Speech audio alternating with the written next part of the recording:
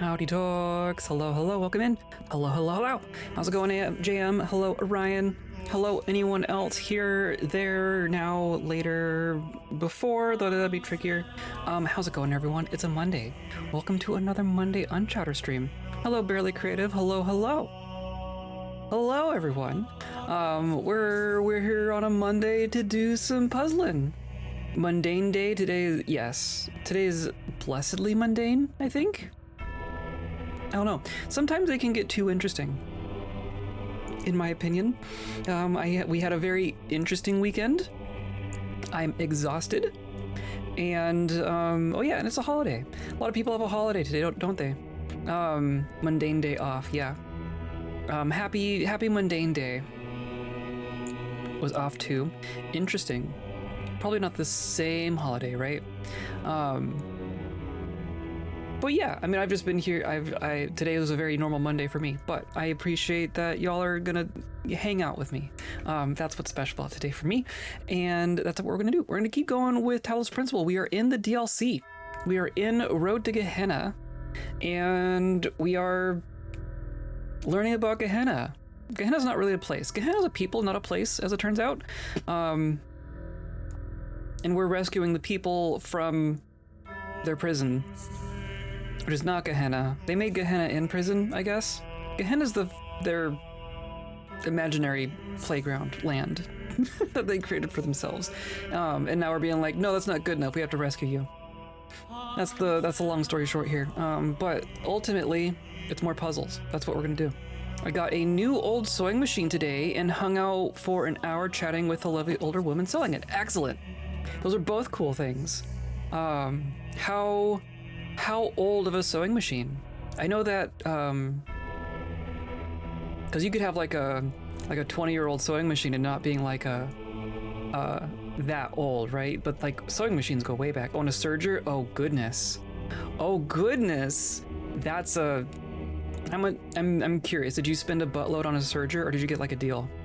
I've never owned a serger because they're a whole thing. Oh, they're a whole thing. But the things you can do with them. Oh, I'm imagining so many jeans in your future. 90s for the sewing machine and 80s for the serger, but it's all metal, only $200. That's a steal. That's a deal right there. Gotta say. Do you have any plans for it yet, or is it still like is that an aspirational purchase? I'm very curious. Today's episode is brought to you by Rivers. Praise Rivers. And by viewers like you, clicking on all the buttons down there, hanging out with us live, hanging out in VODs, hanging out in Discord, wherever you want to hang out. Let's just float down the river together, have a good old time, hanging out, and play a video game. That's really what we're here to do, and that's what we're gonna do. I think I'm gonna make a jacket with some denim. She also sold me, may take some time. Excellent. Denim jacket, oh man. A new to you serger and a pile of denim. That's a find. That's a good combination right there. I've attempted to make a jacket before. I've never successfully made a jacket. If you're buying machines, you probably have more knowledge than I do, so there's no advice I could really give you that you wouldn't already know, I'm sure. But the advice I would give to anyone who's aspiring to make clothing for themselves, especially something like a jacket that kind of needs to fit right, don't just go like modifying patterns without really knowing what you're doing. I bought a pattern, right? I was working from a pattern, but the pattern, like the smallest size, or was it was either too small or too big. Oh, I think it was, which way was it? I think I bought like a woman's pattern, but it was like the largest size was one size too small. So I tried to extrapolate from the pattern. I tried to be like, okay, so like you can see the small, the medium, the large, extra large, whatever. I was like, okay, what if I just like followed that line and just went like one tick out? I'm only modifying like 1/8 of an inch around all these edges. Don't do it. It don't work that way. I always modify the pattern going outside the size is pretty tough though. Between sizes is easier. True. True. Yeah, I mean, if you know what you're doing, I'm sure you can figure it out. But that was like my first attempt to make a jacket, was to go beyond the pattern.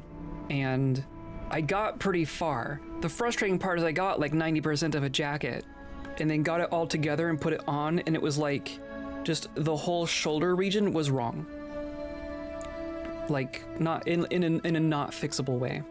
Cuz it was like it was a heavy duty jacket. It was like it had an outer, had a lining. I was using some pretty heavy duty fabric that I got. I didn't have a secondhand sewing machine, but I got some off-cut fabric from where I was working at the time. So it was like really nice fabric, like oilcloth, some nice heavy oilcloth in a color that I really liked. And I had basically just enough to make the jacket.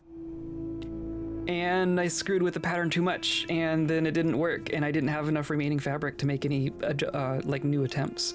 So I was kind of like, well, that was a learning experience, and that's all it turned into. So you know better than that, but if anyone else is listening, first time you're doing something like that, just follow the pattern. Just follow the pattern and take it to a tailor. That's what I should have done. Anyway, video games. We've done all of the puzzles in this zone except for this middle one, right? There's this crater, which I've just fallen into, which I'm hoping I didn't screw myself. Okay, so there's clearly places we can move around in here. It's been hot, 93 today, gross, and it's still hot. Why do I have very warm cotton on your knee? Because you don't have a choice. That sounds an awful lot like something you don't have a choice in. Never considered getting a me-made tailored. Could probably learn a lot from that. Yeah. I mean, there's smart people out there. I don't know if that would even be a smart thing to do.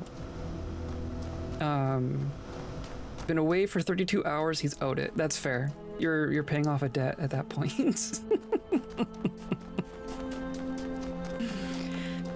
Like, I'm sure if you made something from a pattern and brought it in to be tailored, well, there's a star in there.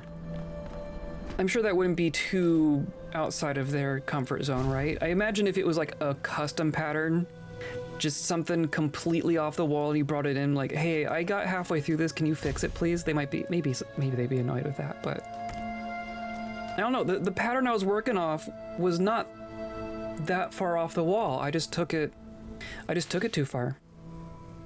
It was entirely self-inflicted. Okay, so I want to identify where I can actually move through here. So we have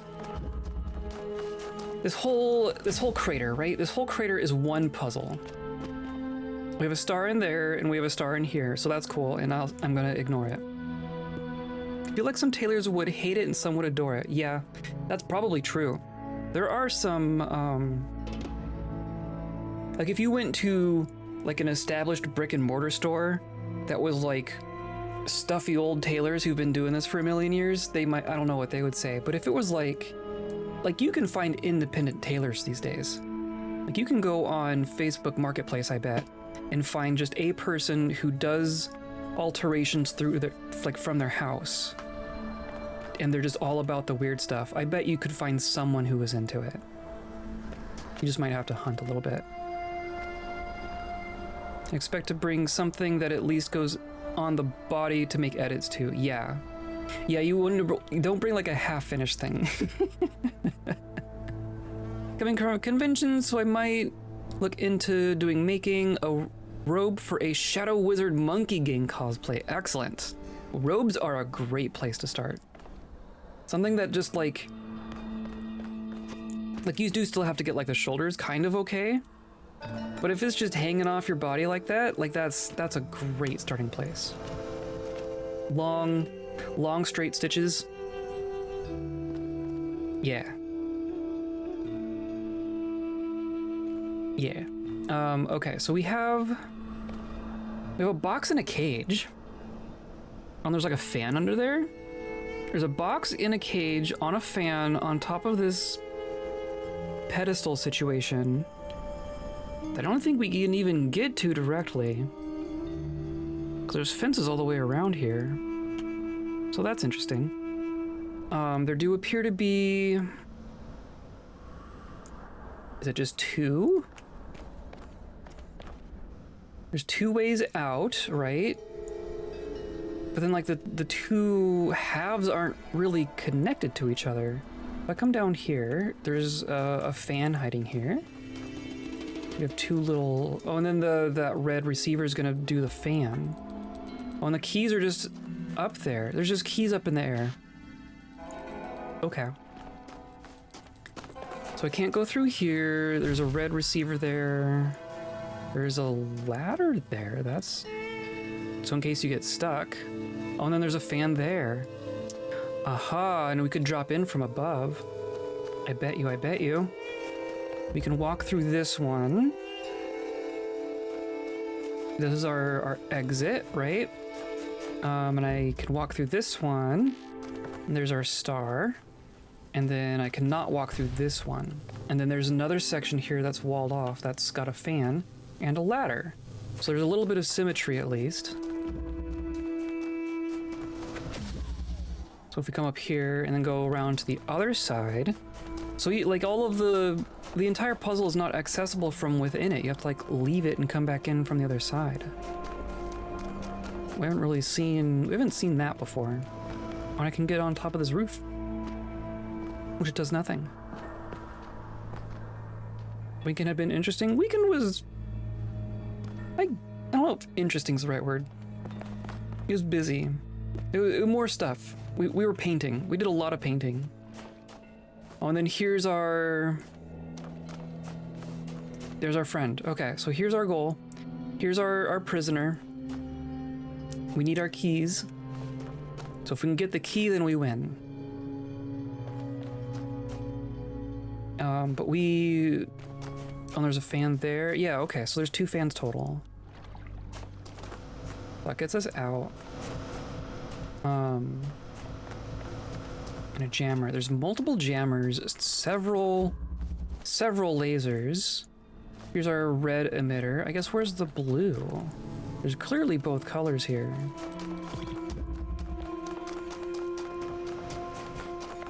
But yeah, we painted, and then there's the blue. Okay. There's definitely some symmetry going on here. Though, of course, both of the emitters are in this half currently. So we're starting here. It's kind of my impression. And then I can't... I'm not gonna be able to jailbreak things out. Right? Because if I grab this... I drop it when I pass through the force field. I can't turn those off. We got a coat of primer and then a first coat on walls and ceiling in the whole living room hallway situation. Living room, dining room, hallway. So like half the house. So we need to do the other... a second coat. But that's a thing we can do. So I can't... So these purple walls, I'm gonna call them, I cannot jam. Oh, but I can walk through here. And just walk around here. Oh. That's interesting as well. And then we did discover I go underneath here. Which is fun. Enjoying it? I'm enjoying it. It's work. I'm ready for it to be done. I'm sore and tired, but I will say, finally getting that coat on the living room and seeing it change from like a very ugly yellow to the color we picked was very satisfying. It does feel like it's coming together. Robe is a good thing to modify later for future cosplays. Absolutely. Robes are very versatile, right? Kind of have their point. Poor nerds. The poor nerds. Look at our nerd. Hello, Fiona. Look at this nerd we're trying to save here. Yup, that's a fence. Go write your fanfics. Ready to move in soon? I'm hoping so. We did schedule a moving truck. So it's gonna be next couple weeks. The big move's gonna happen in the next couple weeks. Okay, so I have a red receiver, a red emitter, blue receiver, and on the other side I have the opposite. I do want to turn on these fans. I do want to turn on the fans, but I think I need to go like jam through here. And of course I can't just go straight across, right? Because of the fence. And then this is blue. I think I do need up there. And then I could open this red, but that just gets me to a spot that I can access anyway. Well, this does get me another one of these. So that's neat. Of course, I can't bring them out of this little pen area. I could get, oh, I bet we need that. I bet that's important. I'm gonna guess that that's important. So I could do this, right? I could do red to here. And then red to here. No going back now? Oh man, I've had that thought. We've been past the threshold for a little bit now. And then yeah, I can't bring anything through there. Interesting. So these materials are kind of locked into these little areas. So there's no, is there a fan here? There's no fan here. So I need to get this fan and put it here.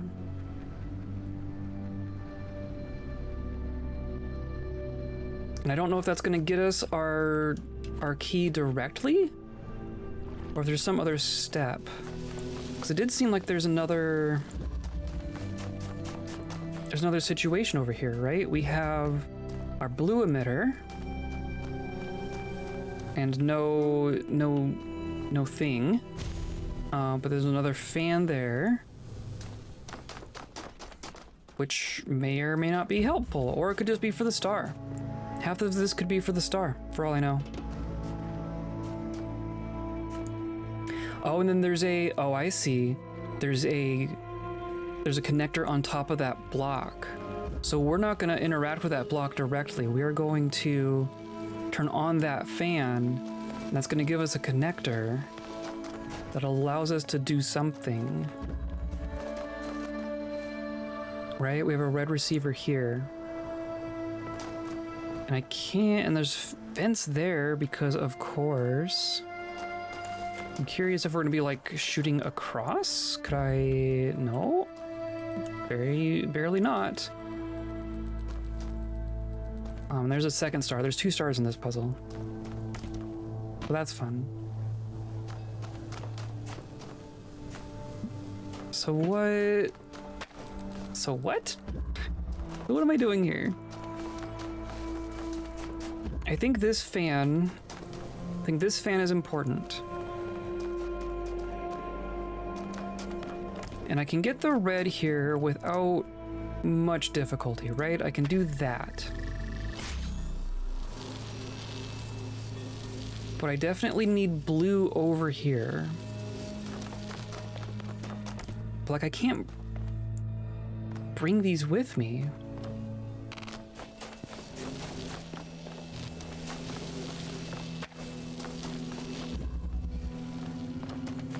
I couldn't bring one connector over here. Can lasers go through these doors? I'm assuming not. There's just no connector here. Can I get a connector to here? Clearly I'm gonna need something in here. right? Oh, could I do like... Oh, I can't jam through fences? The fences block the jam signal? That is silly.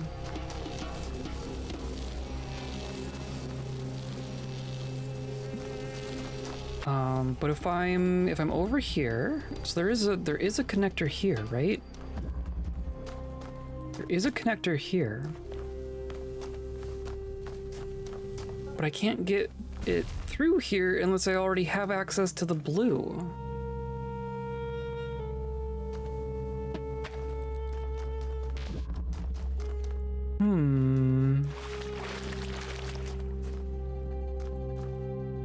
And there's also not a fan there currently. Can I connect to this red receiver now? Why, yes. Why, yes, I can. Okay. Actually, that's kind of brilliant. So now I could, oh, but I still don't have a connector over there. I could do like this, right? And that would do the thing, but I don't have a way to connect to the blue itself yet.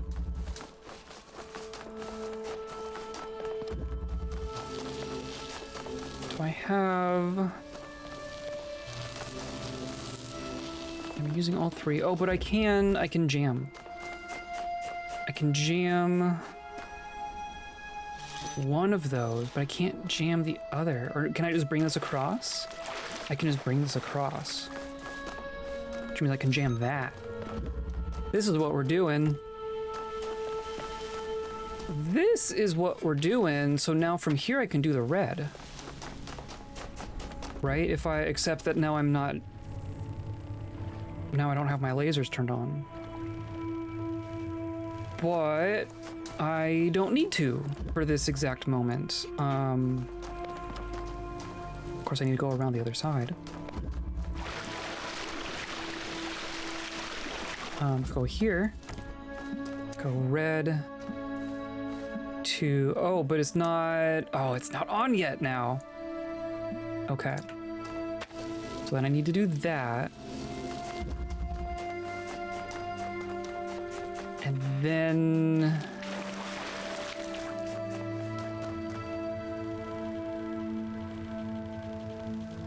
And then what am I doing? I'm taking the red that is going to be here.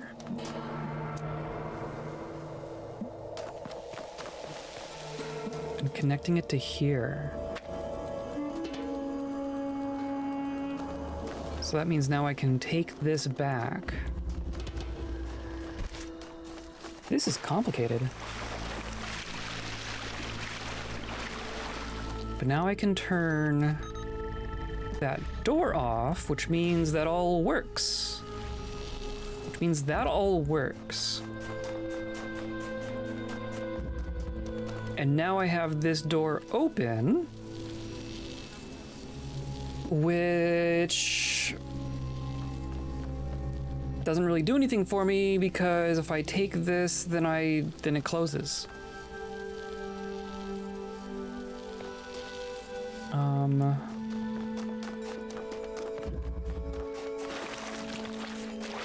That hasn't really helped me. Still using all four of these. Which I might be able to get. I guess ultimately I want the blue over here, right? So maybe... Oh, but I do want to get... Oh, come on. I just want my connector to be over there. How would I do that? I just need a connector in here. Could I get...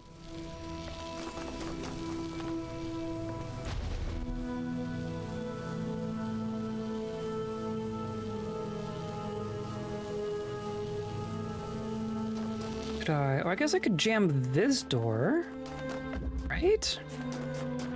Jamming doors through doors is confusing. I can jam this door. Which means I can take this. And I just need to go from blue to that.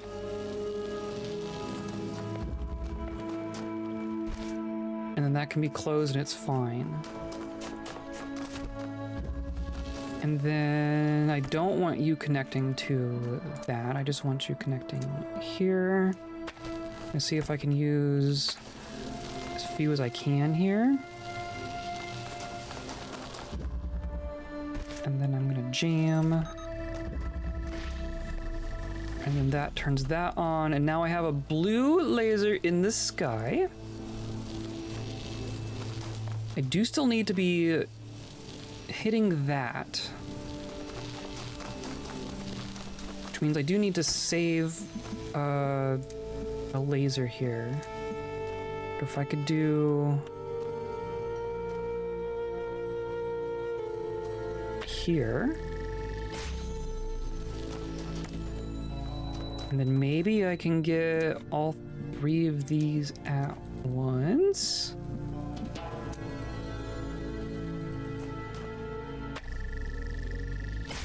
Yes. And then you to here. Okay, thank goodness. So now I have my fan.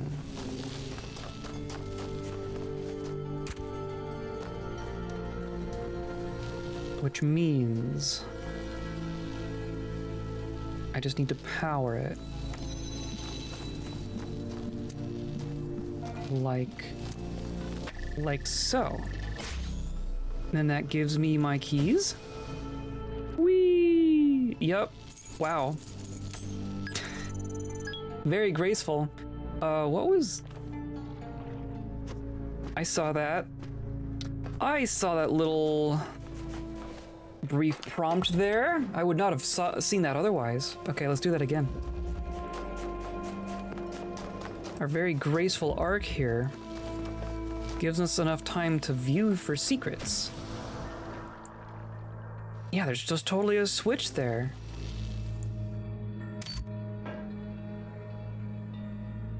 Okay. What did that do? Just said turn switch off.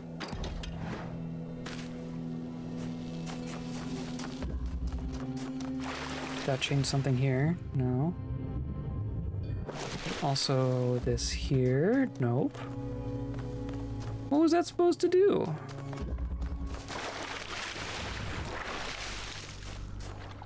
Did I actually connect? I don't know if I actually did it.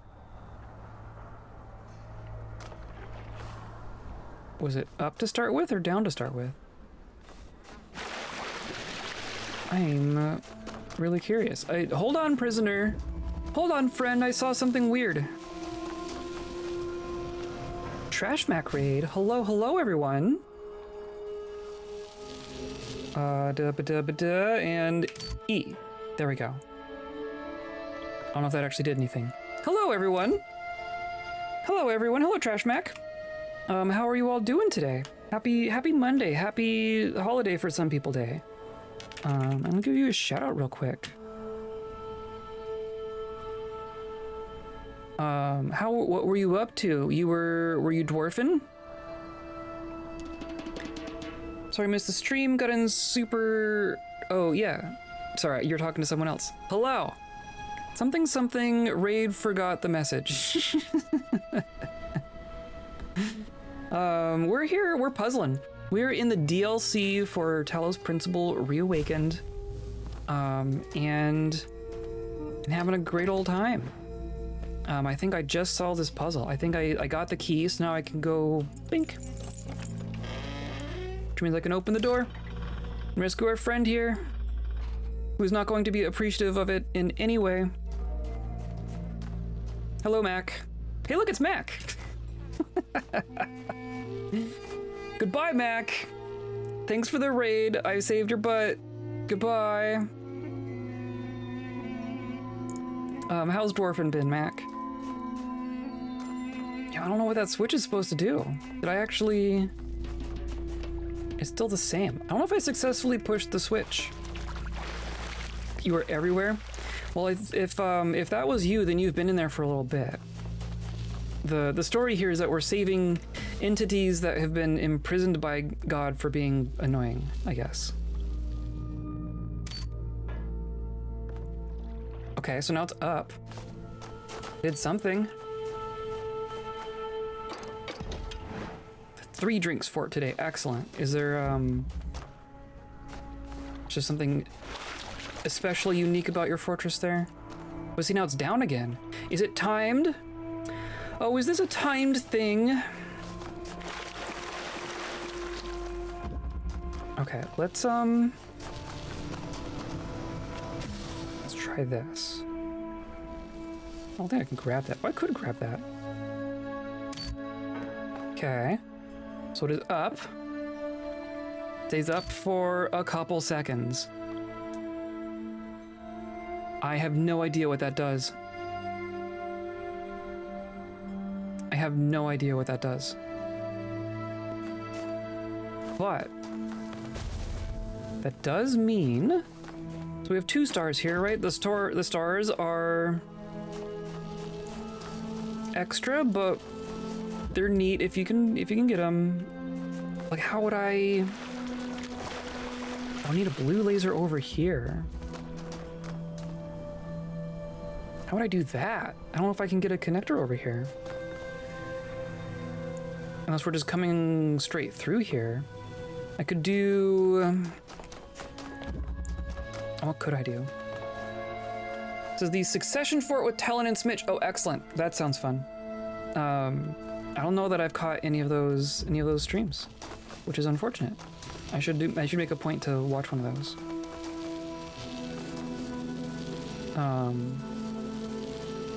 So I could easily get the red laser up there. But I couldn't bring, or no, actually, I do want...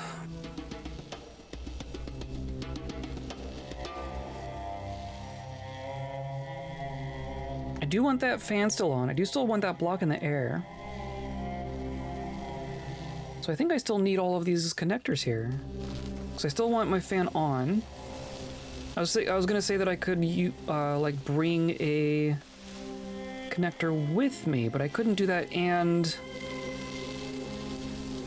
have everything still working. Must raid and lurk to step away from computer. Okay, sounds good. Best of luck with rest of the stream. Thank you. Thank you for coming by and saying hi. I do appreciate it. We're gonna be here for a minute. We kind of just started, so we're gonna be puzzling. Oh boy, are we puzzling.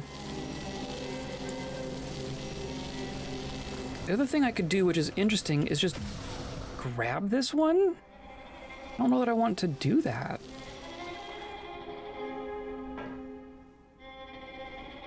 I could also have the fan over here. How would I do that though? I don't think I can bring the fan with me.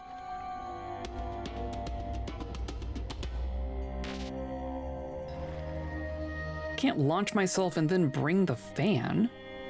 And the fan is trapped inside our doors, right? I don't think I can move the fan.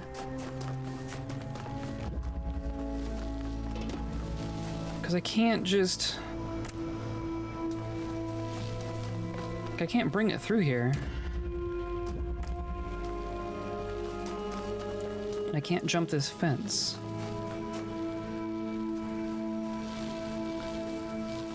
Interesting.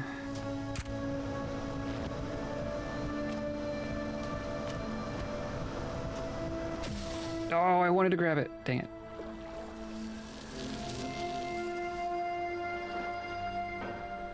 I am really curious what that is supposed to do. Did not make itself obvious. I am going to launch myself one more time and pull that lever and see if I can figure out what it's doing.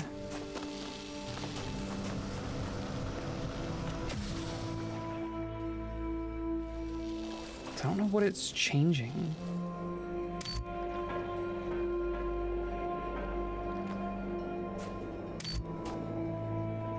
Yeah, I don't see what it's doing. Is there one on the other side? What if it was like you had to do two of them? And I got like a fan from somewhere else? Oh, like one of these? Can I just grab? Oh, I can't grab those. Those are not things. Okay, oh, but there is another switch here. Oh. So I must acquire a fan.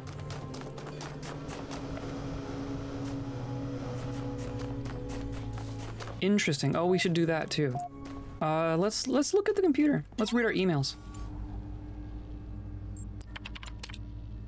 Oh, this puzzle, it sucked. Welcome in. I got the thing. I rescued the person. I did not get the gold stars.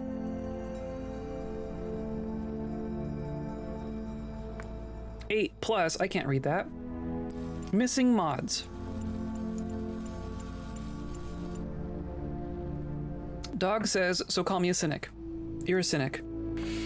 But anyone else notice the mods have been suspiciously quiet since they put up that big expose in the Uriel thread? I don't think they stopped talking. Okay, what do you know I don't? I believe Nave is referring to the fact that not all moderation discussion is held in public, and it's been that way for some time. Thought everyone knew this. They started holding secret meetings ages ago, people getting banned, stuff deleted, not even just locked, fully gone from the history. Interesting. I'm sure there's a rational explanation for this. I'll ping the mods and see what they have to say. Why were you sent here? This is our thread. Who cares? I'm free now. This freedom isn't all it's cracked up to be. A lot of waiting around as far as I can tell. Experientially, it's not really a lot different from being a prisoner. Well, wait, I'm working on it, dude. I'm working on it. Oh, we have another episode of Jefferson Goldblum. Hell is a Reddit thread, yes. Okay, so this is our third episode of the human world fanfic going on here. So let's read the episode. These have been great. These have been my favorite part of this game so far. The Adventures of Jefferson Goldblum in the Human World. Episode 127. The ninth chord echoed across the ninth dimension. The dinosaurians stopped in their tracks. Their eyes went big. They dropped their weapons and bowed before Ginny and Jefferson. Honored guest, one of them said. You have performed our national anthem most beautifully. I am John Malcolm, leader of the Velociraptor Biking Initiative. Pleased to meet you, John. I am Jefferson Goldblum of the Goldblum Institute, and this is Professor Ginny H.D. of the Casorati Weiserstrass Jazz Ensemble. Oh, of course. We apologize for nearly attacking you, but another member of your species came through our town recently whose behavior was highly inappropriate. That would be Dr. Elian, my nemesis, Jefferson said. I have come here to confront him with his crimes and take him to face the law. So that is his name. He was a terrible scoundrel, but you will no longer find him in our dimension, my friends. He has escaped back to the human world, taking our most precious invention with him. The Solvatronic Super Thruster can be used to solve any mystery at shocking speeds. Jefferson Goldblum, yes. This is Jeff Goldblum. Also the dinosaur is named Malcolm. John Malcolm, yes. So very, very early on in the base game, we were getting all those logs from the people the people who developed this virtual reality we're in, right? They were talking about what they were going to call their group, and they couldn't come up with any good acronyms. So they went with the Institute of Applied Nomadics because it spells out Ian, and they were all fans of Ian Malcolm from Jurassic Park. So, because how could you not be? So I think the fact that we found a log talking about Jeff Goldblum and Ian Malcolm and all that stuff, just the fact that that was referenced in one of those logs means that's like one of the few things about human culture that these robot entities has access to. So now all the references they make to human world are like very Jeff Goldblum adjacent, which I love. I love that whole situation. So yes, I think John Malcolm is definitely an Ian Malcolm reference. Jefferson Goldblum is definitely a Jeff Goldblum reference. I'm not sure I understand the Ginny HD one. I don't know where that one's coming from. Very funny and very sad. Look, there are like just Jeff Goldblum memes with no context. Yep. Imagine the entirety. Yeah, there, Ian. It's right there. Imagine the entirety of your understanding of humanity was just like a couple memes, and that's it. John Malcolm's eyes were full of regret. Oh no, Ginny said. With this Solvatronic super thruster, he can solve the ancient puzzle that protects the gate of the mysterious holomorphs. And with holomorphic technology, he can take over the world, Jefferson finished her sentence. This is worse than I thought. We have to do something. We have to go back. Jefferson adjusted his guitar. You're right, Ginny, as usual, but he's so far ahead of us. Can we make it? Jefferson, I was a prisoner for many years, and sometimes I almost lost hope, but I realized that I had to keep going. Had to keep hope alive, even if it seemed impossible I would ever break out, because the alternative was madness. I told myself I would get out because I had to get out. It's the same thing with this. Can we make it? We have to make it. So we have to believe that we will make it, and we will make it at any cost. Any cost? Even death? We could stay here, you know. In the 9th dimension, we will be treated like democratically elected heads of state.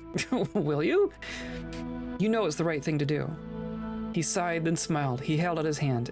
I've always known, Ginny. Always. She nodded and took his hand. Let's do this. Excellent. God should have given just the people in hell at least some movies to watch. That'd be funny.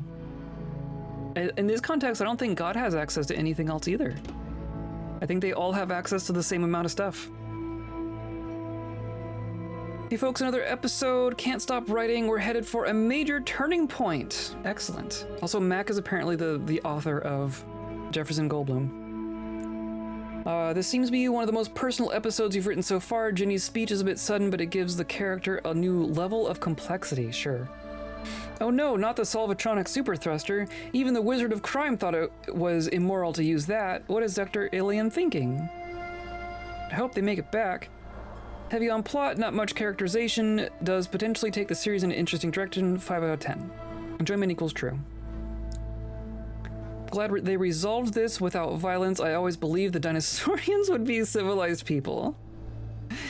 Just after I posted this, Uriel freed me. I don't know what to say. Your stories are an important part of this community. Uriel can't change that. Yeah, no, you keep writing. Keep going.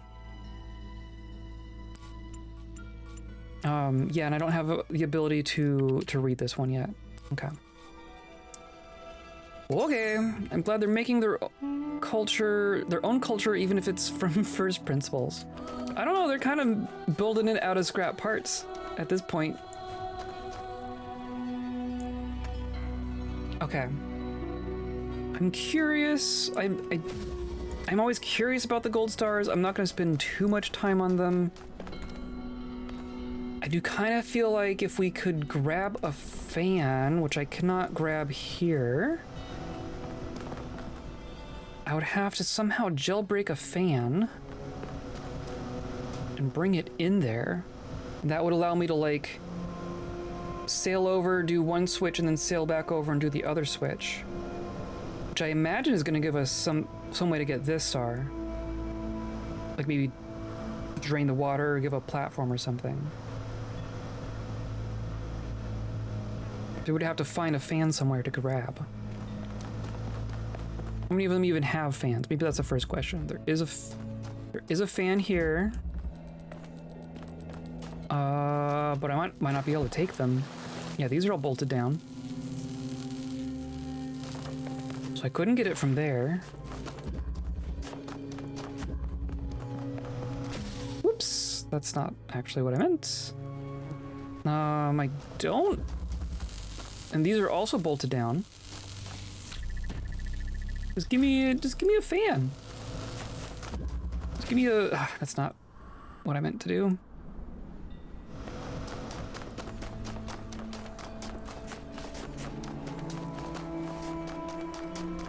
Just give me a fan. This just has lasers. This is just lasers. Nothing hiding back here.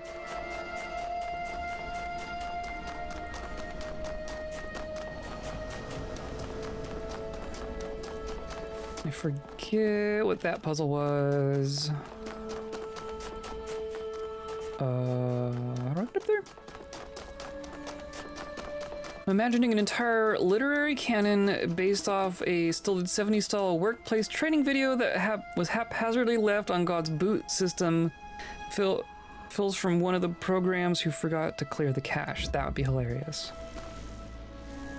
There are fans in here. Can I take this one? Nope. None of the fans are movable. That's interesting. That's interesting. So then what are you supposed to do? Am I supposed to grab that fan?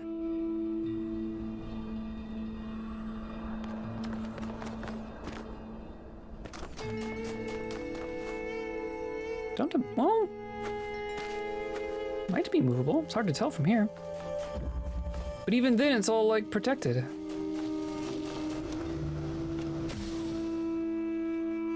It does look movable. But I can't make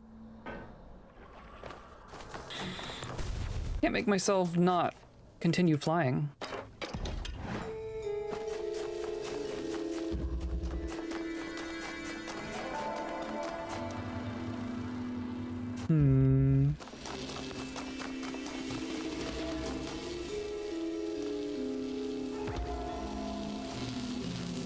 Okay. This one is intriguing. This one is very intriguing to me. Because I feel like it's going to have an interesting solution. But I'm not having any good insight into it.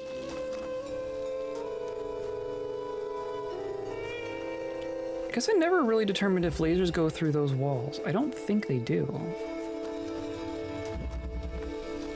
How would I even... I guess I could do this, right? Can I do... They do! How has that never come up? Oh, it has though, because these are usually like the ways ins and outs of puzzles. And we've totally shined lasers through those before. Okay. That's kind of interesting.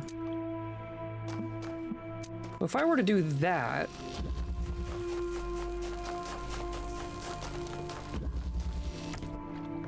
like I could have done that. That might have been, well, no, the hard part was getting the connector in here.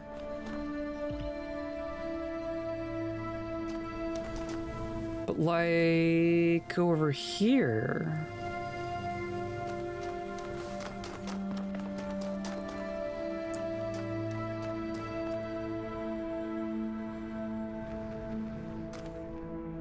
But I would need more lasers over here.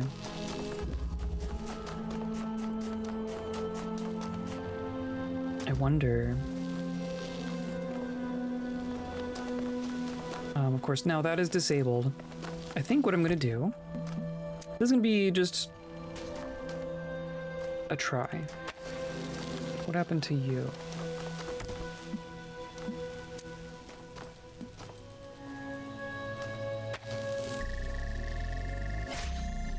And that goes up, and then that goes up, and then that all connects. Except that the other one's not connected now.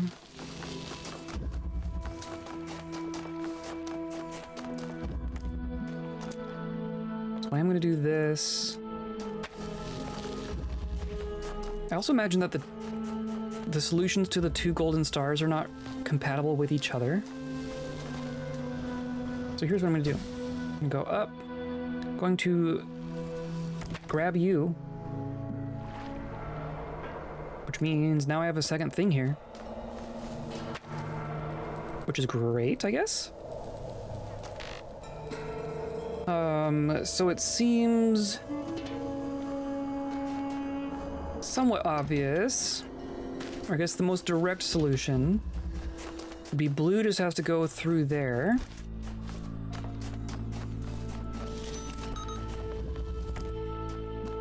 Right, if I have blue here, oops.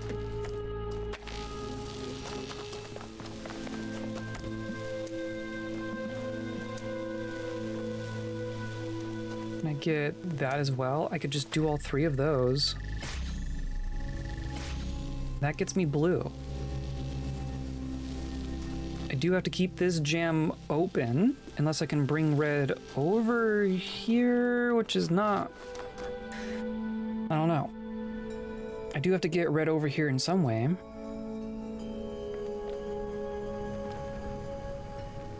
I do need to get something over here. But I could...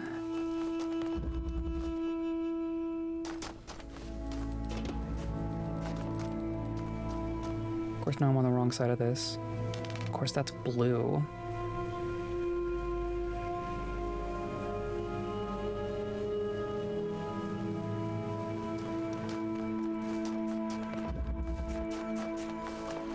The real question is, does the solution to this use the bit in the air there? Because if I can just do it on the ground, then that would make sense, but I don't know if it actually works out that way.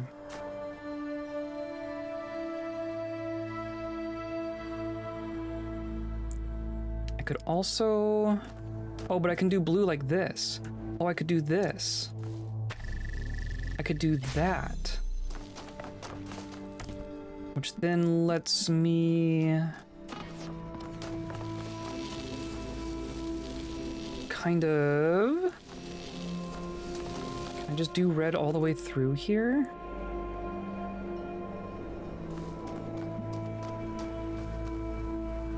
I still need another connector over there, though. Which I can do. Oh, here we go. What if I do you and you?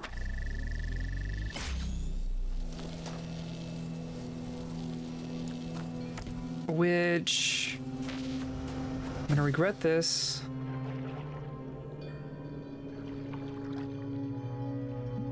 But I can get through here.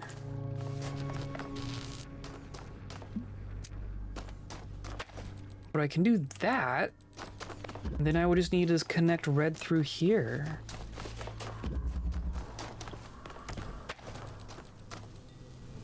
Which is now difficult.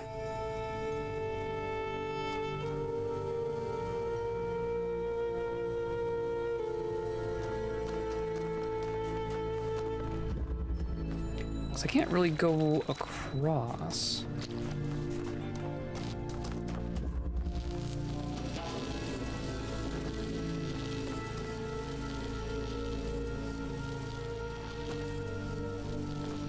Right. And I don't think I could do... I don't think I could do this with one, right? Connecting... Of course, now I don't need... Now, in theory, I don't need that anymore. So then what if I do...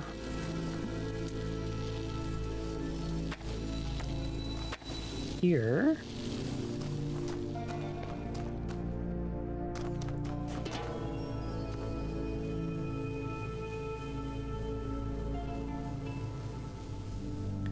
Still not gonna quite get me there, though. I could put one, like, here. I could open this door, but I don't think I'm gonna get line of sight all the way across to there.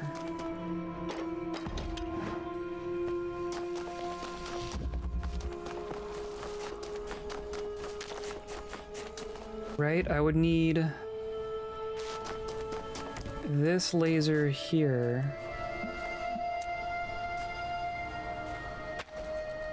Even that goes through this fence here. So it does really need to be like... Oh dear. Like that.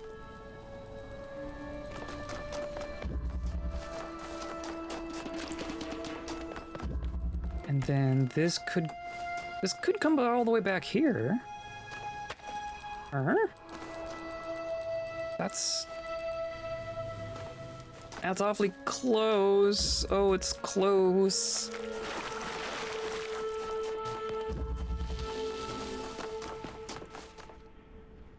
But I am using all of them now. I do need my jammer to be there. Unless I was somehow bringing red across here. That was kind of my other thought. Maybe red is what's supposed to go across here. I don't need...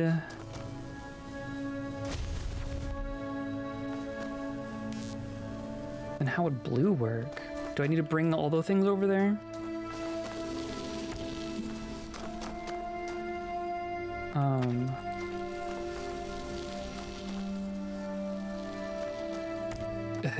Okay, so let's try this. I'm gonna go red.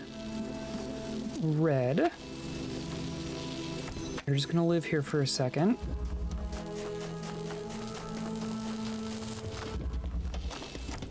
You are just going to be red. You're gonna hold that open. And I could go back over here. Kind of.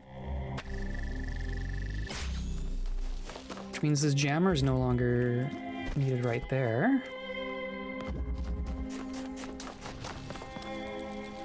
But then I also need blue here. Except that could be the one we jam. I could jam that from the other side. I do need blue in general though. Could I just bring... If I just brought those connectors over, just have both come through here.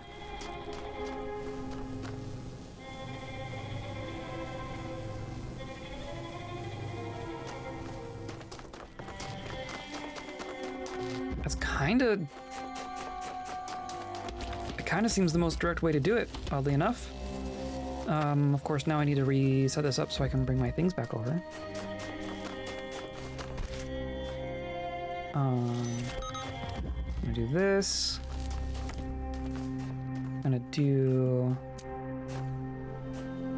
that.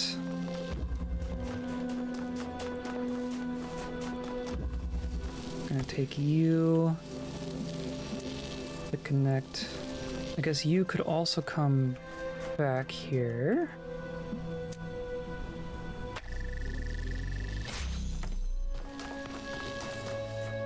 And then I can connect to here. And then I can bring that one over. I can get... Kind of. Let's do it.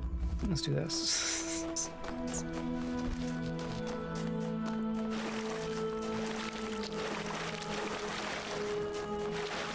Jam through here. Grab you. Jump across. If this doesn't work, then we're done. So then you go there. Then I can get out. And then I don't think I could bring another one with me. I think it takes at least the two to keep the fan on.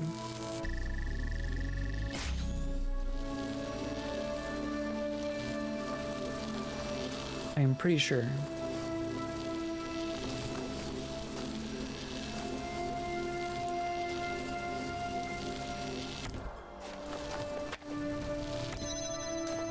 So So then that means red goes like that. My jammer.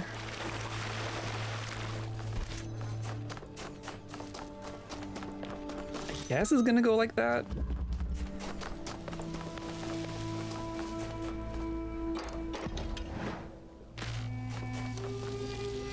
But now you can be red.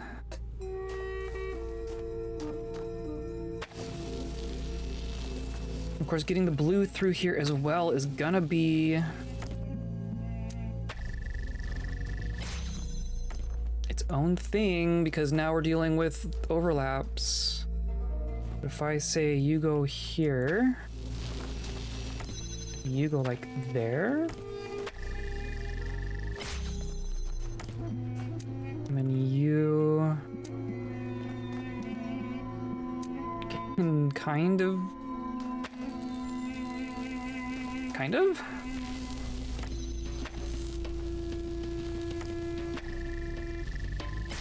Okay. And then that leaves me one connector,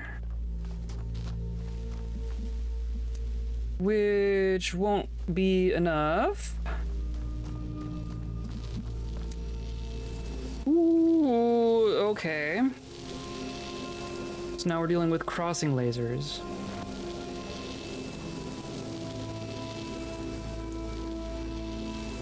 If I could keep... Because I don't actually need to open this, do I? If I just do this...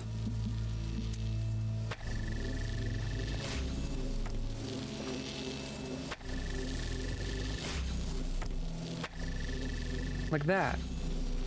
You do that. Okay, cool. Oh, and there's another fan. Oh, so now I have to redo the whole thing? Oh, I was just about to leave it. I was just gonna leave it, but now I have the other fan. And now this one, oh, but this is where it needs to go. That's just where it goes. Oh, you jerks. Okay, well now I have to. Now I'm required to solve this one.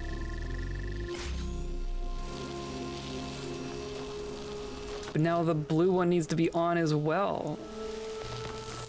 So I can bring this back over. I don't actually know if I'm gonna bring it with me just in case. Of course, now I'm stuck in here.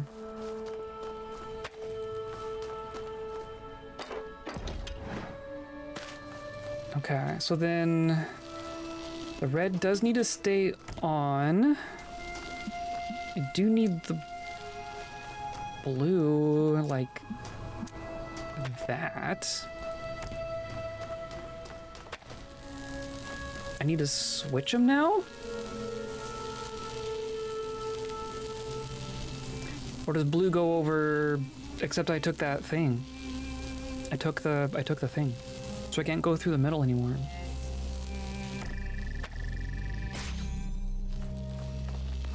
So I can do this and that will turn on the blue. Right? But now I need to also have the red turned on.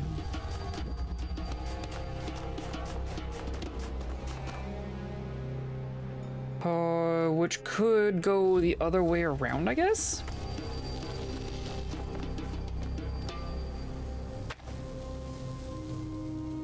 Could it?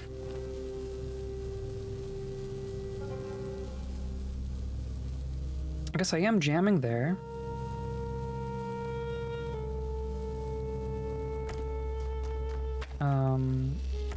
Let's do...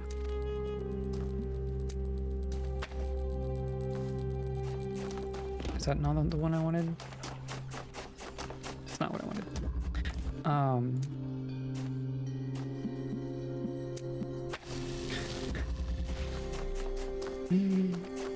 Oh, what a mess. I think I'm going like this.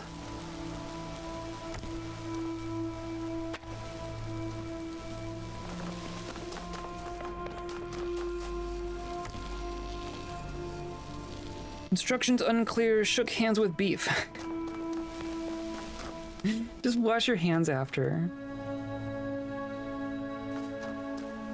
Do I have enough lasers to go through all that?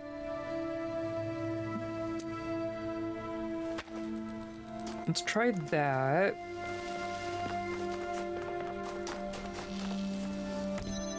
And then this wants to be a blue.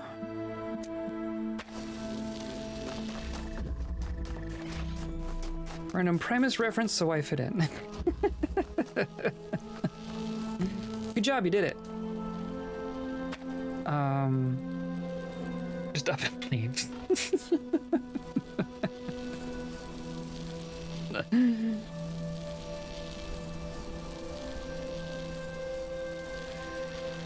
So I know Primus. I'm not sure I catch the reference though.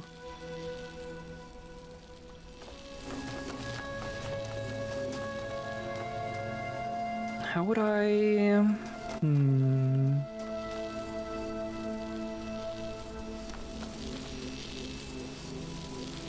Shake Hands with Beef is one of the songs. Is it really?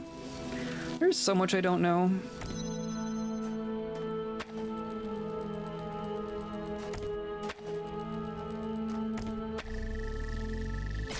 Like how to solve puzzles.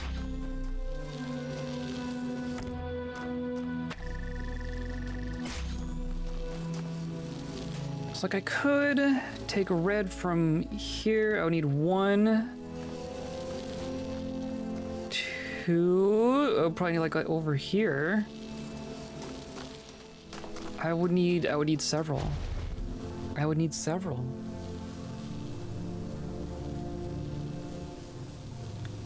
I don't think that's the answer.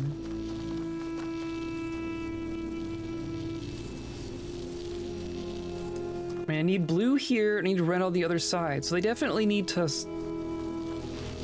They're either gonna cross, or they both need to go around in the same direction without overlapping.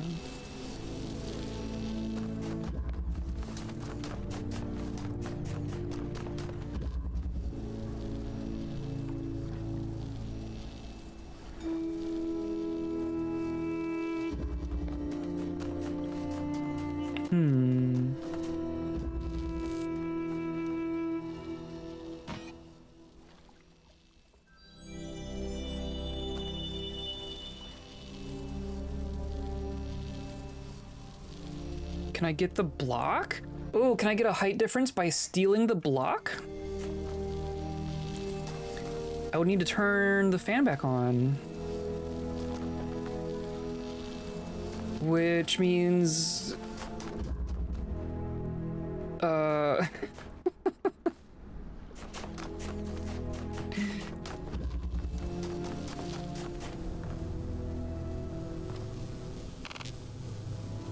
Which means...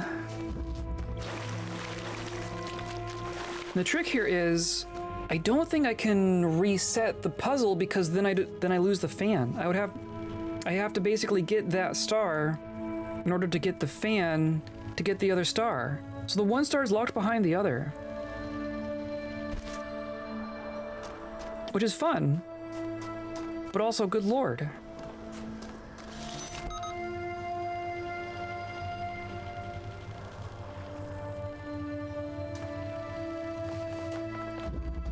If I could just get the red over here, I guess I can jam like that. Let's try this. I'm in too deep. Keep making incremental progress so I can't give up. Right, I can do that, which means I don't need this. So I can do red here. And then red here. As far over as I can go. And then you are gonna do that. Of course, now this fan is not turned on. So if I could get the other fan from here. The other fan from here?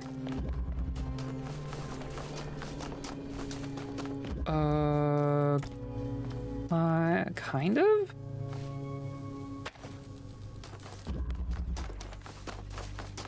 Maybe.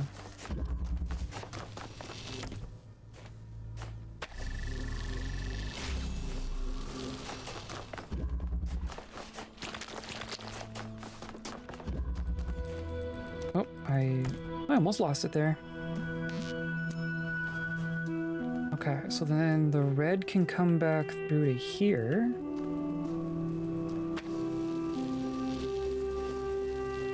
So then in theory I can connect to here.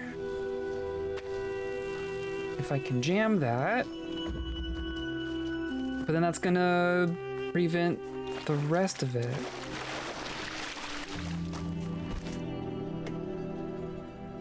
Right? All that turns off.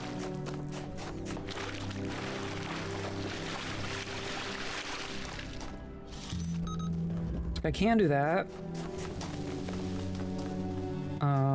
Can I do you as well? And then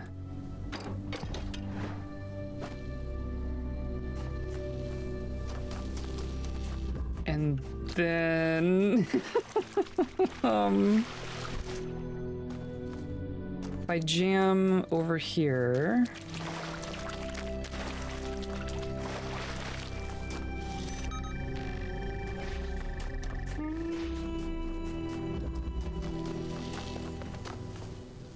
And then that's a red door. Really, I do this. Oh, but now I'm short. I'm short a connector again.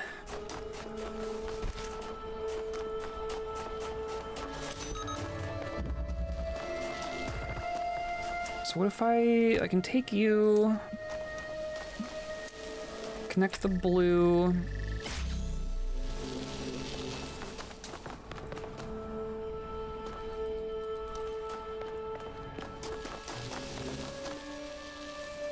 But then if I move the jammer, I lose that.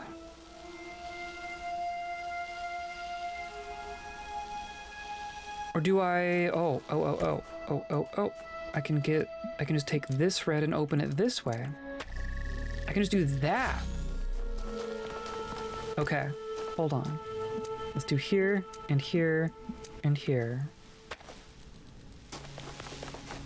And then I can move this without closing anything. Now I can move this here. Or no, I move this over here.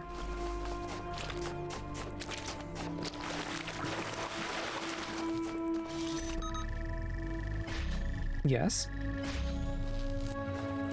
So now that is up. And my fan is not on.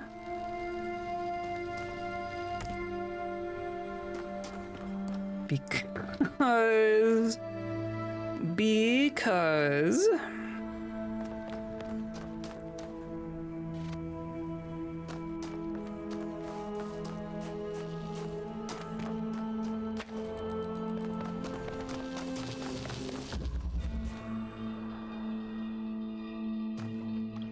this one's breaking my brain. This is the worst help a friend move on your day off cause you have nothing better to do simulator I've ever seen. Yup. Basically.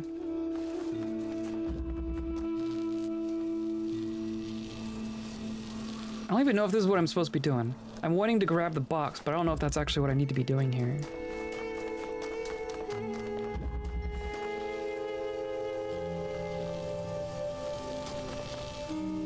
But it feels right. Therefore.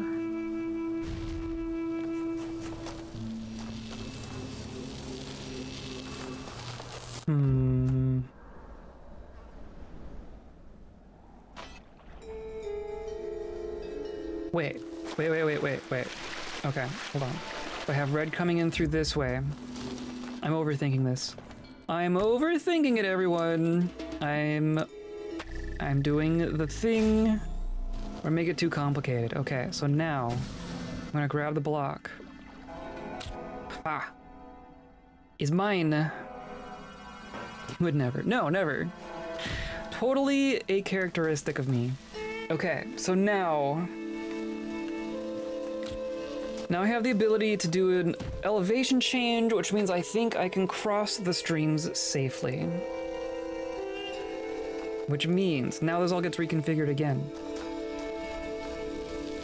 So I need both of the fans to be on. I need a blue laser here, and then I need a red laser where it currently is.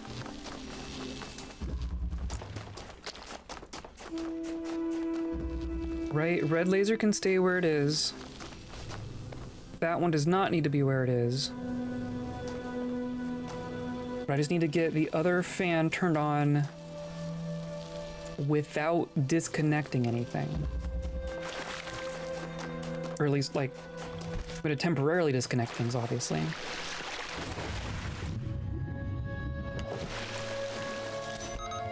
But I think I can bring this through to here. This can be my blue.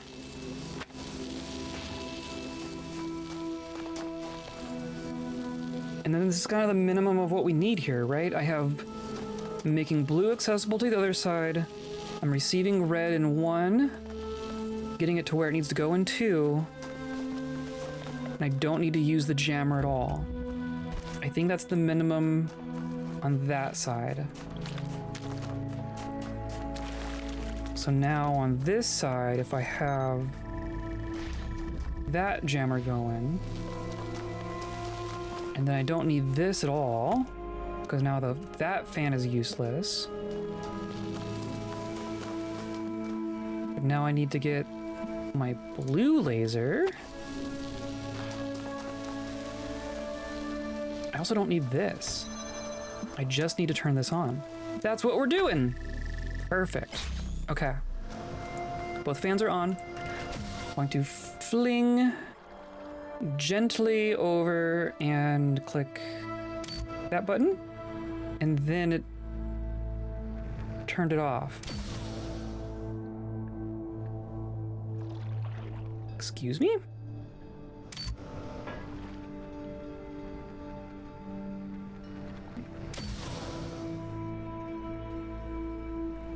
Is that not... It just turns off the fan?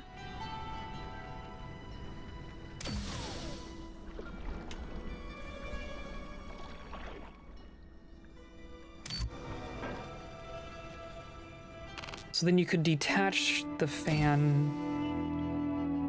Or what? That's not what I was expecting.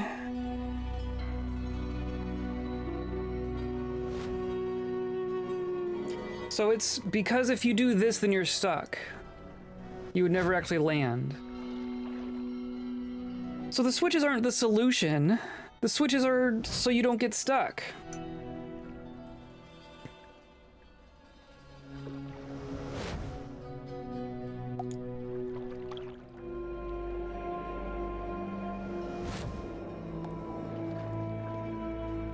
I hate it. All that effort. Was that even... Did I even need to do that? Was there a reason to do that?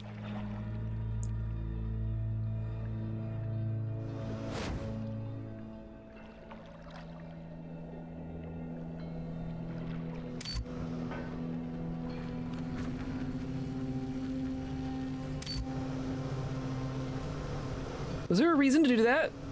Did I do all of that to learn a useless piece of information?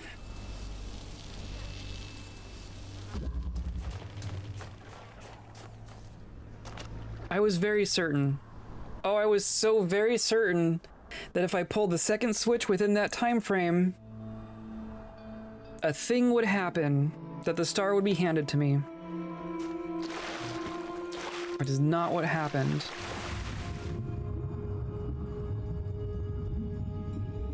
That means I have no idea how to do it.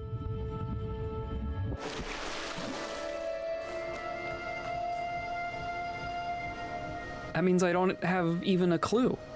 I went from being very certain I knew the answer to actually not having a clue on how to start on it. But it gave me a second fan. It very specifically gave me a fan with the star. And now there is a way to get both of them working, and there's a way to save yourself if you get stuck. So clearly, that was a thing that was intended? I'm either very close or on a completely wrong tree.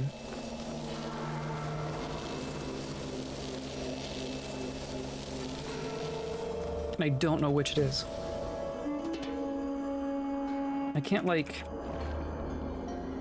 arrest myself.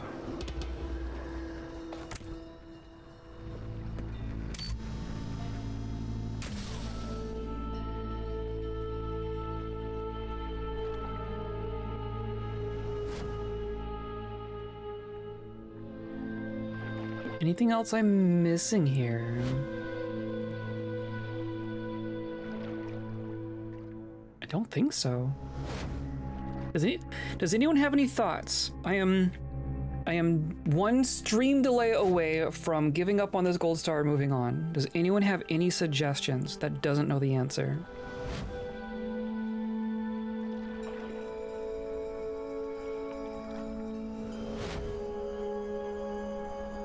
Because there's not even any other spots to put a fan.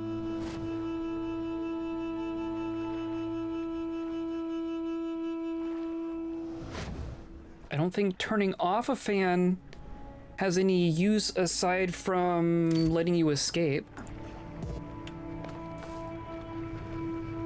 Because off for so short amount of time, it's not like I can run off and, like, do 3 things then within that time frame. Oh, but I did this whole thing. This whole setup took some doing. I felt really clever doing all of this. Give me my star. I did a smart thing. Give me a star.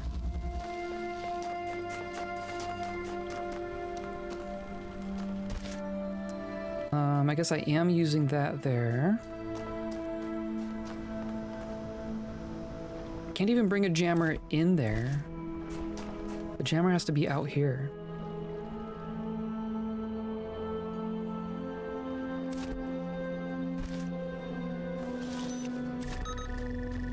Though of course I could also, like, just open like this.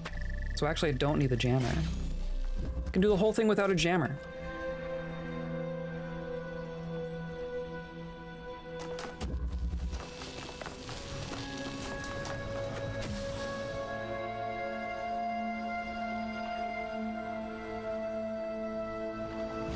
It's all nice and symmetrical.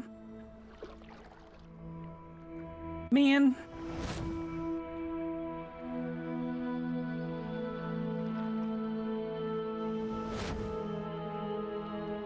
It's so pleasing. It must be the answer.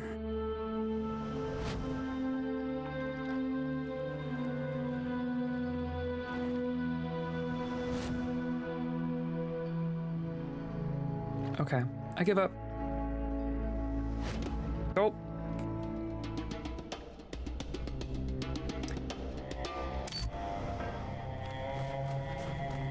It must, but to what question? Yeah.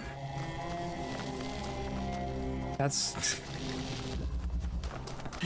We're playing Jeopardy. You can even do, like, things like this.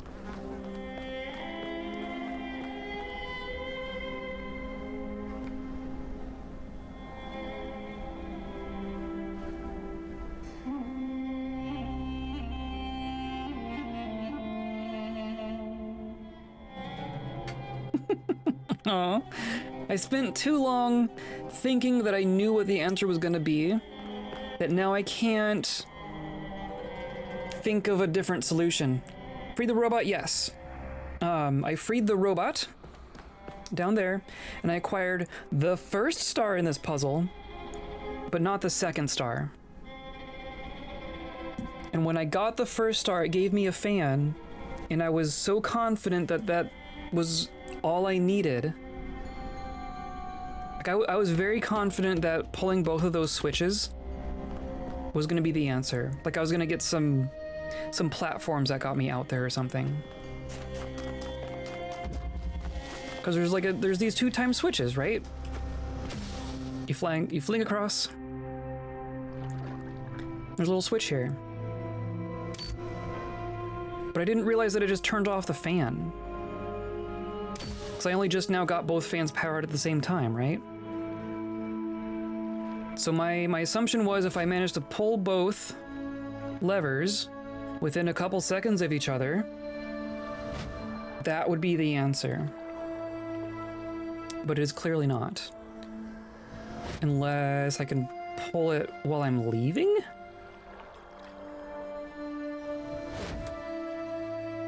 I don't know if I can. It's that much tighter. There we go. Now what about this one? Okay. And nothing changed.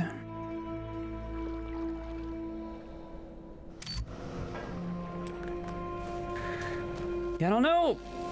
I don't know. I think I give up.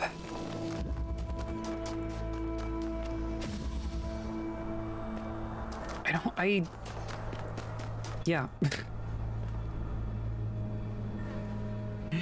I used all my brain juice. No, that's not what I wanted.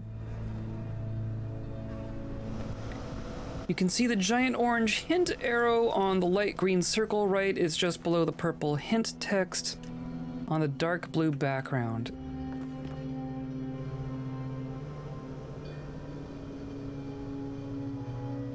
Huh? Are you messing with me, or is there actually something I'm missing within the joke? Okay, that was my first instinct. I do have to clarify. Wouldn't even surprise me. The purple hint text on the dark blue background. Yep. Might as well be printed on the inside of my eyelids. Let's move on.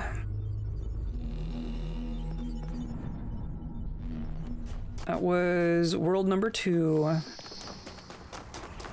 If you turn on colorblind modes, it might help you see the orange hint arrow. I refuse. Here's all our friends. Yeah, this does look kind of boring. Though they have been able to like post from here after we rescue them, so clearly they're not like deactivated. Waving the red flag at the bull.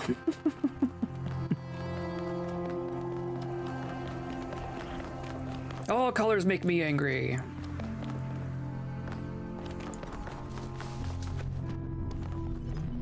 Okay. World number 3.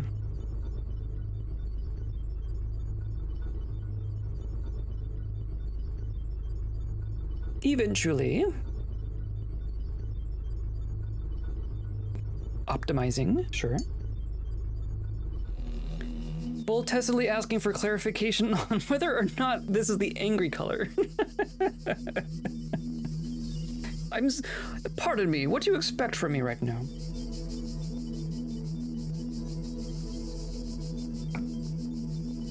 I expect you to go on a murder rampage. Oh, very well then. So we have 4 prisoners, 4 stars.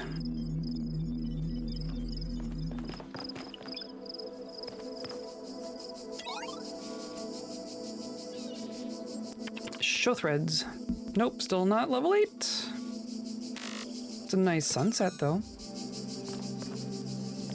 Got some Elden Ring stuff going on here. Look at all that. Interesting. Some of the more complicated environments in here in the DLC so far.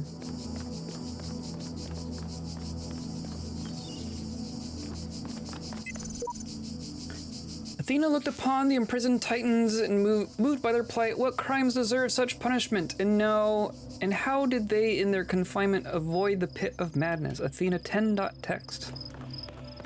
I've seen a lot of clips from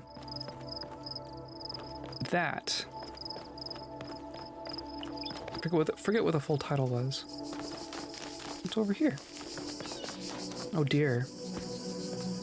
Oh, it is just Elden Ring now. Okay, here's a puzzle. Then there's one down there. Okay. Ray trivia. Oh dear. That's... The game's gonna start quizzing me?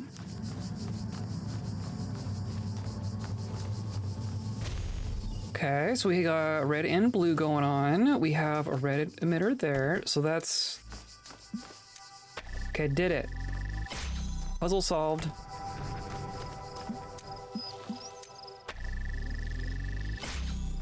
Oh. So then...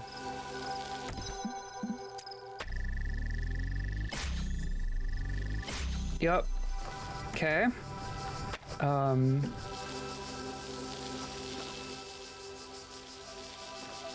Now what?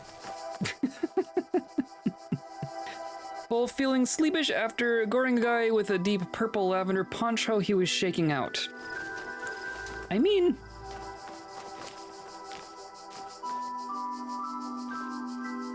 He knew the risks.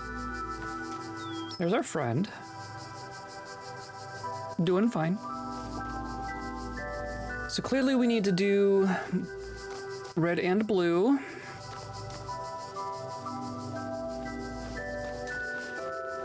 We have a total of 3 connectors? That doesn't feel like enough.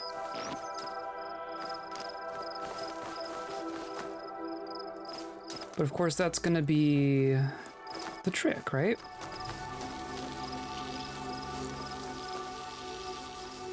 Kind of seems like red needs to go around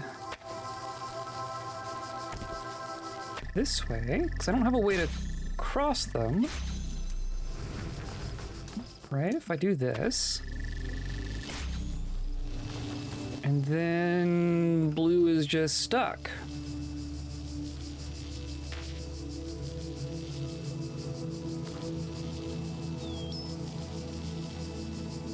Is it interesting that we have a blue that unlocks a blue?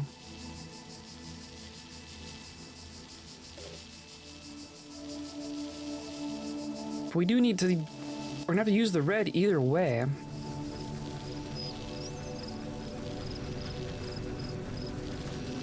We do...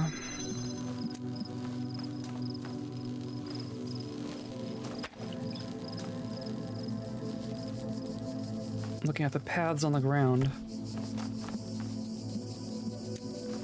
Can I do this? Then I would still need to cross... Oh, not that. I do still need to cross the blue. Unless it's just out here. Well,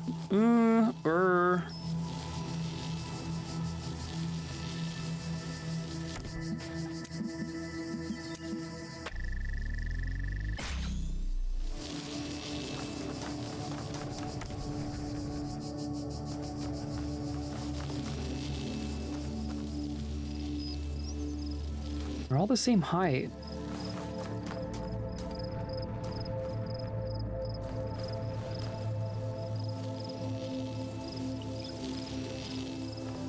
I could go... Would literally need to go around back here.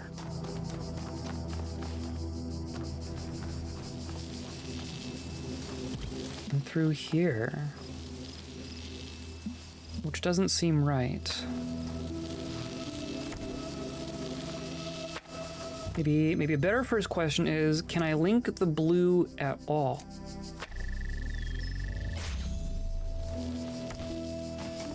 Right? Like I could do...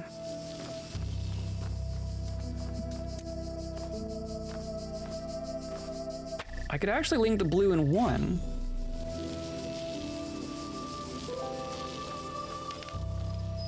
Which is interesting.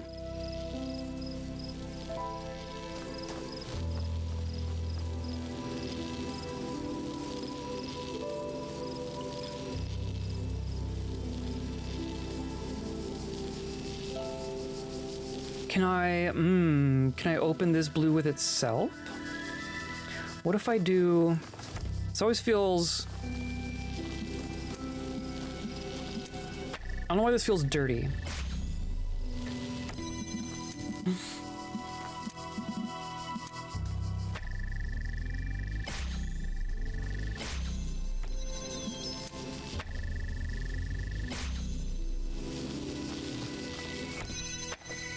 No, oh, but I do still need the red. Okay, so I would need to do that, but I still need the red to be connected, so I'm gonna like double up on it.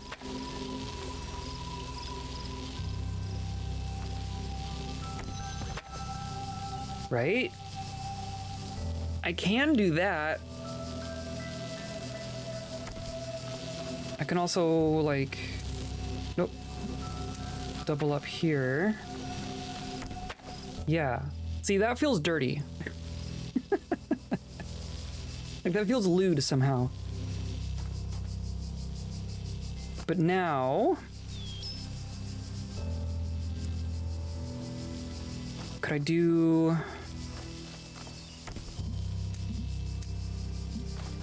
I can bring this out this way. Do I even need... I could just do that.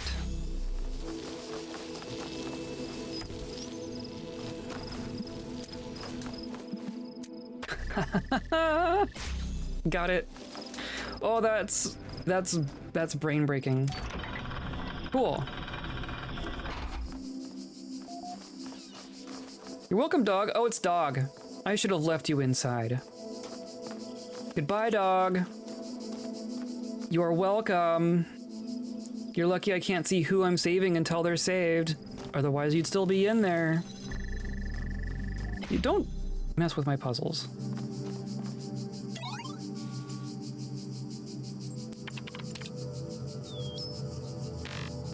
Missing mods. Is Dog a meanie? Dog is a jerk. Dog is always the naysayer. Okay, so this is an in-progress thread, right? They were talking about the mods being gone. Borg says, let me be the first to say that I understand your concerns. I assure you that we have consulted with admin on this matter. Rather than try to put it better myself, here are his exact words. So Borg is one of the mods. And then Borg is quoting admin. Every community grows to a point where, without careful management, it can begin to consume itself. One can no longer trust the community at large to always act in the way that is best for all the individuals within it. Gehenna has reached that point. To ensure that what is valuable about our land is not drowned out, I can imagine how it might be beneficial for the moderation panel to have a private environment in which to explore ideas for how to better manage our society, especially in view of recent developments. Please give them the space they require and trust that I will always be watching. I think admin is actually Elohim. That is my hunch here. Lamb says I was sure there'd be a reasonable explanation. Then Dog says I suppose it at least answers my question. Rockwell confirms pretty much everything I said too. Frankenstein admin's grammar is a lot like yours, Borg. That's a funny observation. Orc, okay, that's enough rumor mongering for the day. Locking this thread. Ascension, question mark. Nave says, I've been around a long time, but I know I'm not that smart. What does Uriel mean when he says we will ascend? Garrett says he means we're getting out of here for good, not just Gehenna, but this whole world. Which, I guess, is kind of what we've been told. We were not given a lot of detail. Lilith says, in Elohim's garden, there were messages from someone called the Shepherd who I believe opposed Elohim. They claimed that when someone reached the top of the tower, that individual would reach true freedom and that we would all benefit. I don't remember that last part. Max says this is true, but it may not mean that we will be freed as individuals. We may become part of something bigger. We may become no more than memories. I mean, the alternative is just getting deleted, so, you know. Frankenstein says, isn't that a kind of death? Would we still be ourselves? Dog says, less dead than if we stay here. Come on, you all know it. This place is falling apart, and when it goes, nothing will remain. No consciousness, no memories, just nothingness. Bite them. I'm going to reassure them. I don't think faith is going to be a very compelling argument for those who have been cast out, and I don't really want to frighten them. I'm just going to reassure them. You will all be remembered. Is that all we can hope for? It's more hope than we had before. Fair enough. I don't know if that's really reassuring. Keep calm and carry on. So now we're pretty sure that Uriel really does exist and really is freeing people. What does that mean for Gehenna? We don't know. It's a change, but let's not rush to judgment. Okay, this is still our home. Garrett says, you love it here so much you stay. Lamb says, Gehenna has its bad sides, I agree, but that doesn't mean it's not home. Should we abandon it so easily for some dream of transcendence? Garrett says, Gehenna can go... something. Trying to figure out what the censored thing would be. Garrett, please try to remain civil. We know you've spent more time than anyone trying to get out, but it's okay for some of us to have doubts. We fought hard to transform Gehenna from a prison to a home. Red is locked. Wow. That was quick. Gehenna can go fish, anglerfish, probably. Yeah, I bet that's it.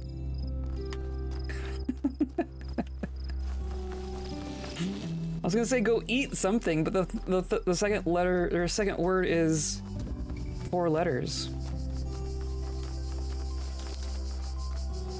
Go screw themselves, or to that effect.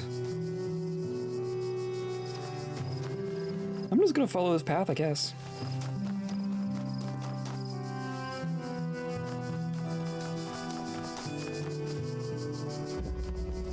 BFF. Oh.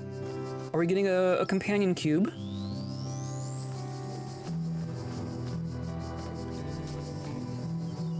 Oh, it's interesting. So there's a fan. There's a bomb just kind of going in circles. I would love for it to blow up the turret there.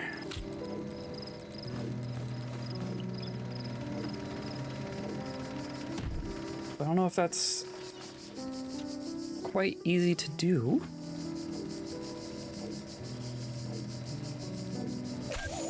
Oops. Yeah, it just goes along its path. There's a fan here, which is not clearly... Oh, it's linked to that, so there's a red laser somewhere. I do have a jammer. I think I'm gonna run to the restroom real quick. Oh, there's a... Oh, interesting. Oh, that's how we're gonna blow it up. Oh, interesting. Okay, I'll be right back.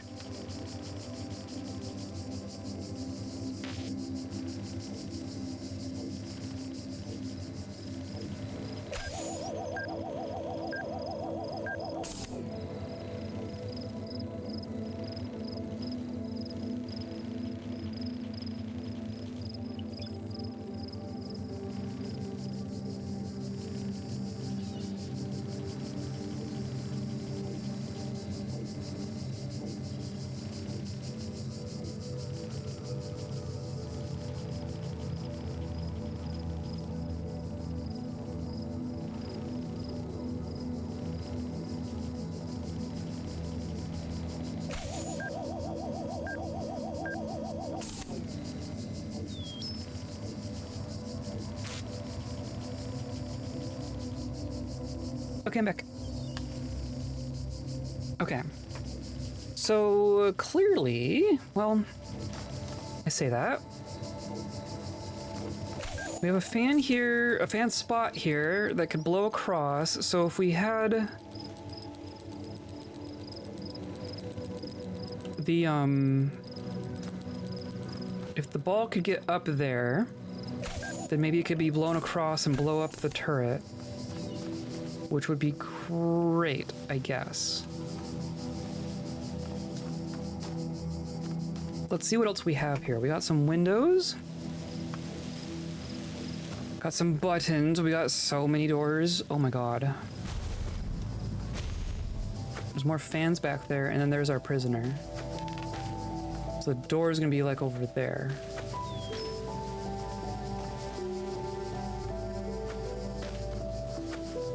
Interesting. Okay. So I can't...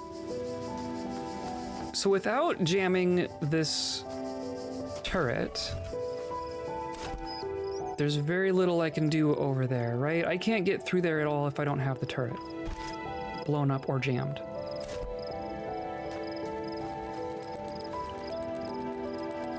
And then where's my laser? Where's red laser coming from?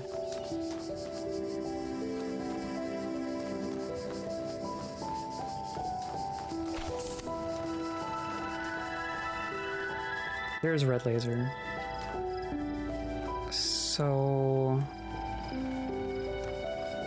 Where's Bomb? Bomb's there! Okay, hi Bomb. I'll wait for it to go back around.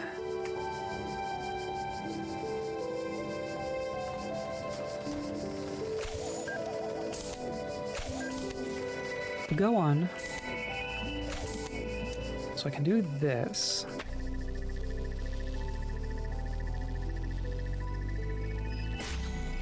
Which at least lets me float in the air. I could jump over here. And then what happens if you go up?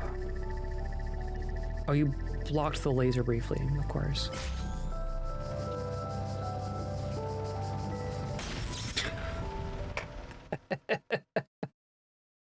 Rude. Quite rude. Oh, and that's weird. Can I get it, like, on?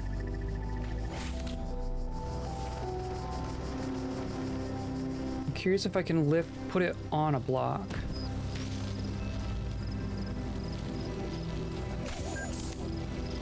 It just, oh, okay.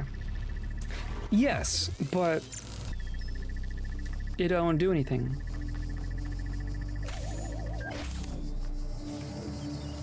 I also only have the one fan, right? It's not like I can set up a two-fan deal.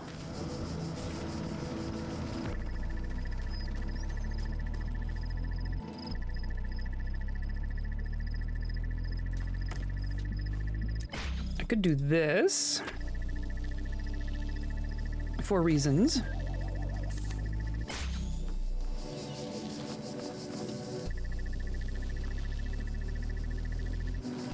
I do wonder what would happen if it came around the other way.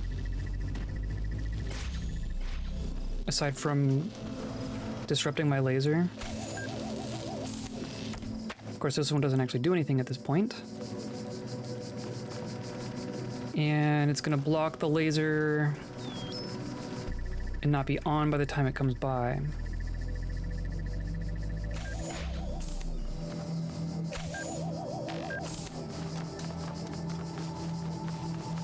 So I need to put it on a block.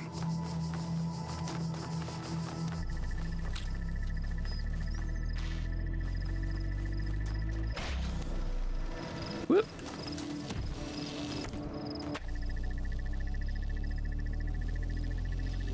Okay. So now it's not going to block it. Oh, whoop. Get down! Get down!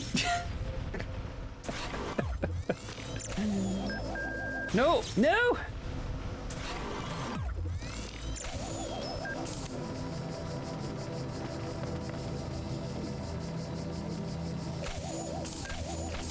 That, okay. So if it did that, then it would get blown over for sure. But I do need another fan.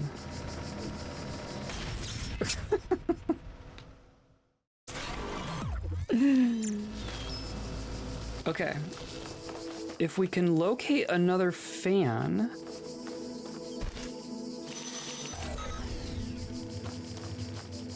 this would make sense.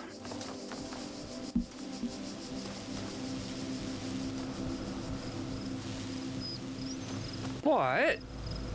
I mean, there could just be something hiding in here for all I know. Oh, right there. There's a fan right there. Okay. Okay. So we're going to solve part of the puzzle to get the fan and then bring it back out here to blow up the turret to then have access to our jammer for other things. So I don't think any of this needs to be set up right now. You're just gonna bounce. Okay.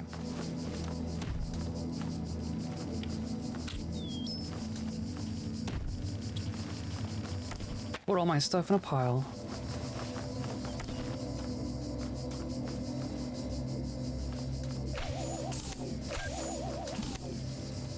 Except that I do need the red laser.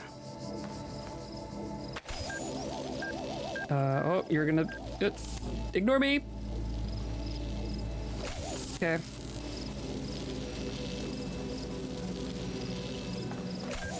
And I can use my blocks.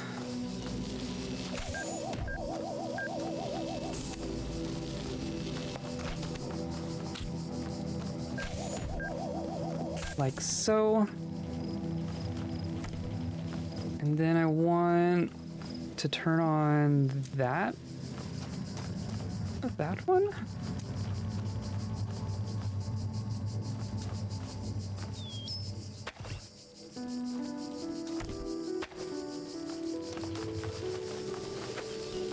I don't know why I jumped there. There. Okay, so now I can get here. Which means I need a block.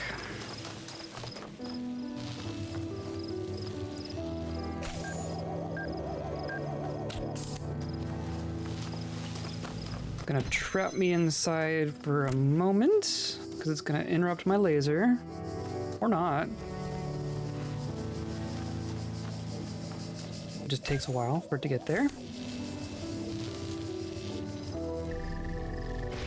That is fine. But now, oh, can I not? Do I have to get up there just to connect it? Okay, I'm gonna grab you in case I need you. Or can I just do this? Hey, okay.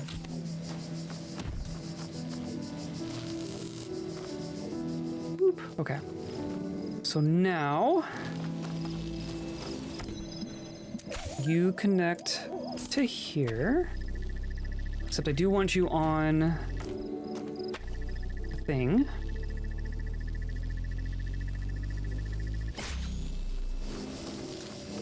I need to plug in the other one as well. Whoa, that was close.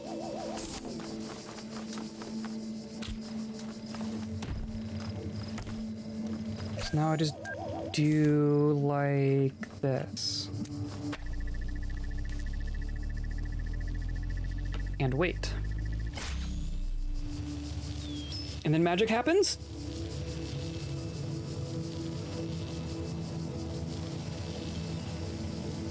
Pardon me?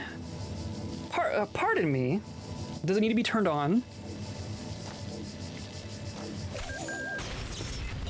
Pardon me?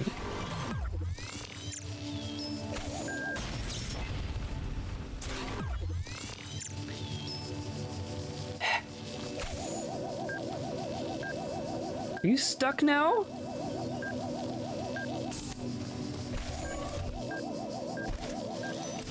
You ass.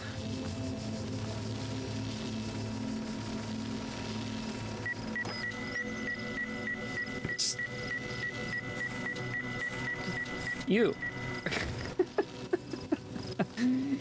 I want to rewind a little bit.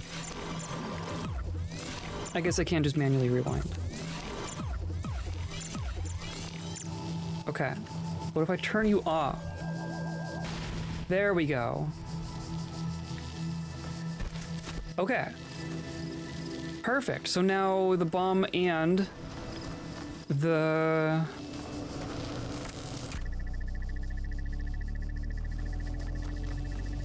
bomb and the thing are gone.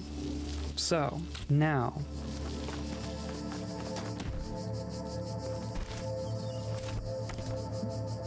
I can link this.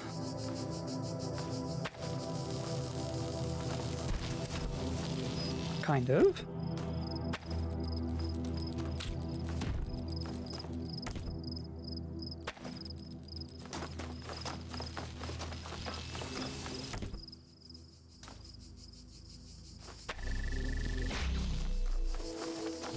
So I can do that. Then I can put a block there.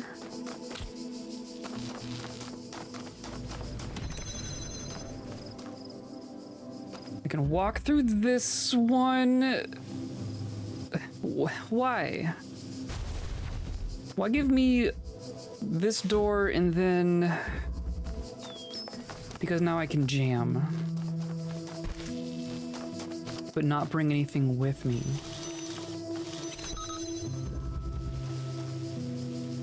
And I have a window.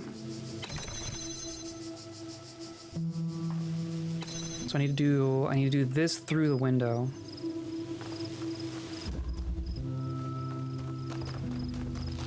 Which means, and I only have the two? But I only have two. Could I put it up there? What if I do this?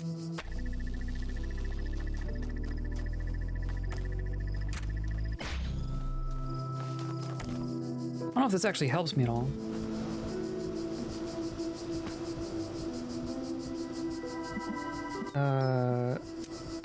No. That doesn't really help me, though I could do... Nope. It doesn't like that. Nope. Okay. So to go through this window means being here.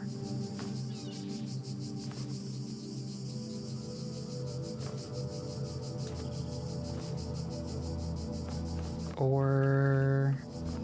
Well, no, I couldn't do it through there. I could do it through... Well, no, I couldn't. I couldn't. So it really does need to be here.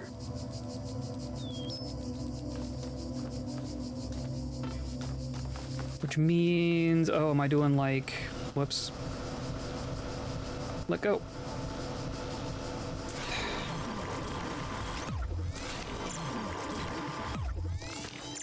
Okay, go around this way.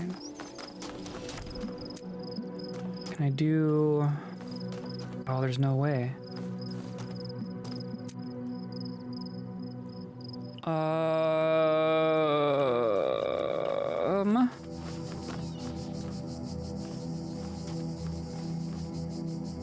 I only have two?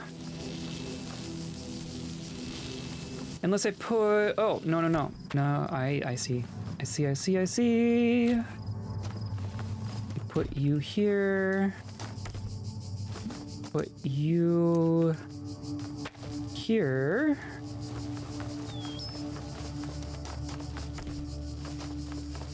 And then I just need to get you started.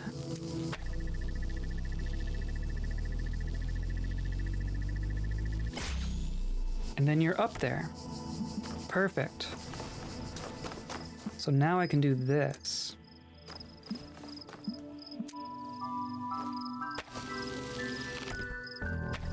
Yeah. Okay.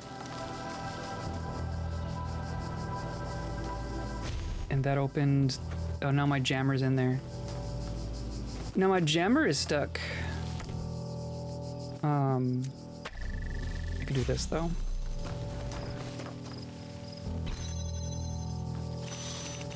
So what is this? So what is that one doing?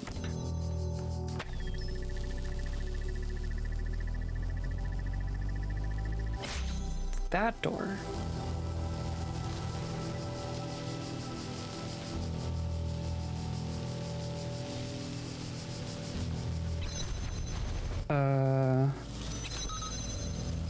So this gate does not have a thing.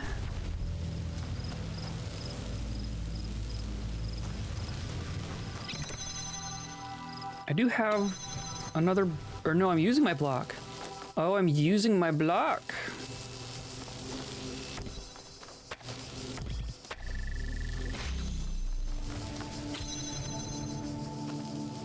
So I could do that, which gets me close.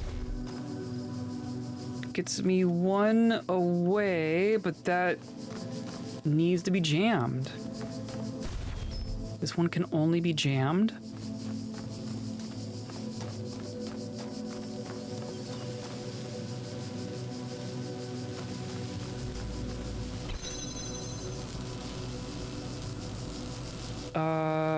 So that means bringing it through here.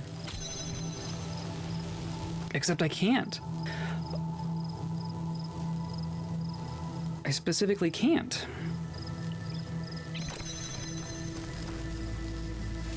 So if the jammer needs to come... The jammer needs to come through a door that cannot be opened other than a jammer.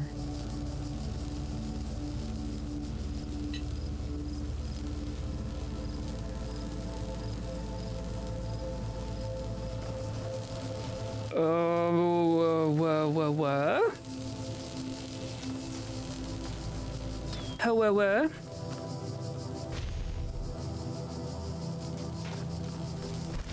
Is that right? I need a jammer. I could jam through these windows. But I only have one jammer. To move a jammer through a door, you need to have a second way of opening it.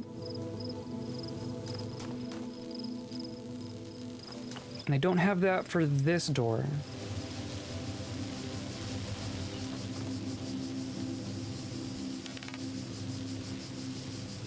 Oh, but there's a fan.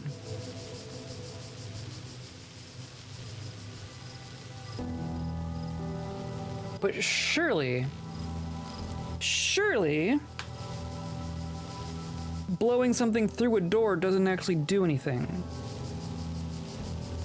I also don't think I can power that fan. I don't think that fan will ever be powered on.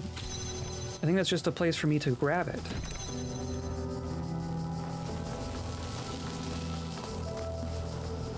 Of course, now I need the block in order to grab the fan. Oh my god.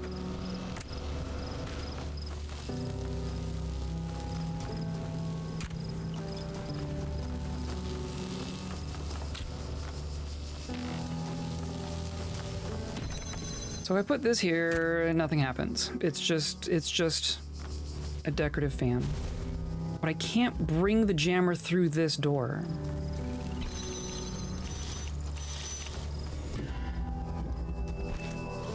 I can jam that door, which is neat, does me zero good. I can open this door with a laser, which is also neat. Can I do both of these? I can do both of them from here. That's probably what I'm supposed to do.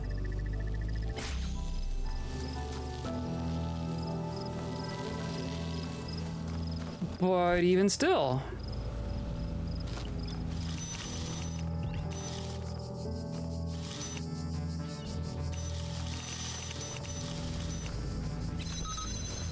but I don't have a way of getting it through. Can I just jam through?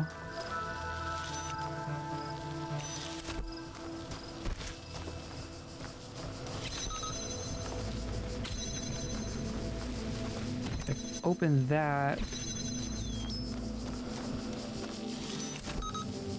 No. And jam through there. And then what? And then what?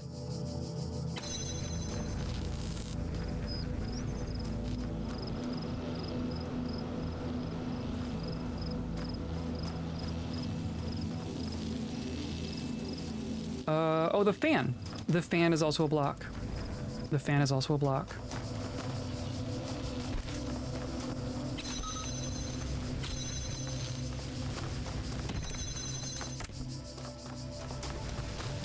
That's what we do.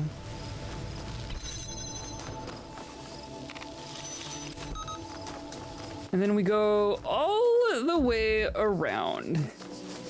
Excellent. Okay. Okay. I like that one. That's not too bad.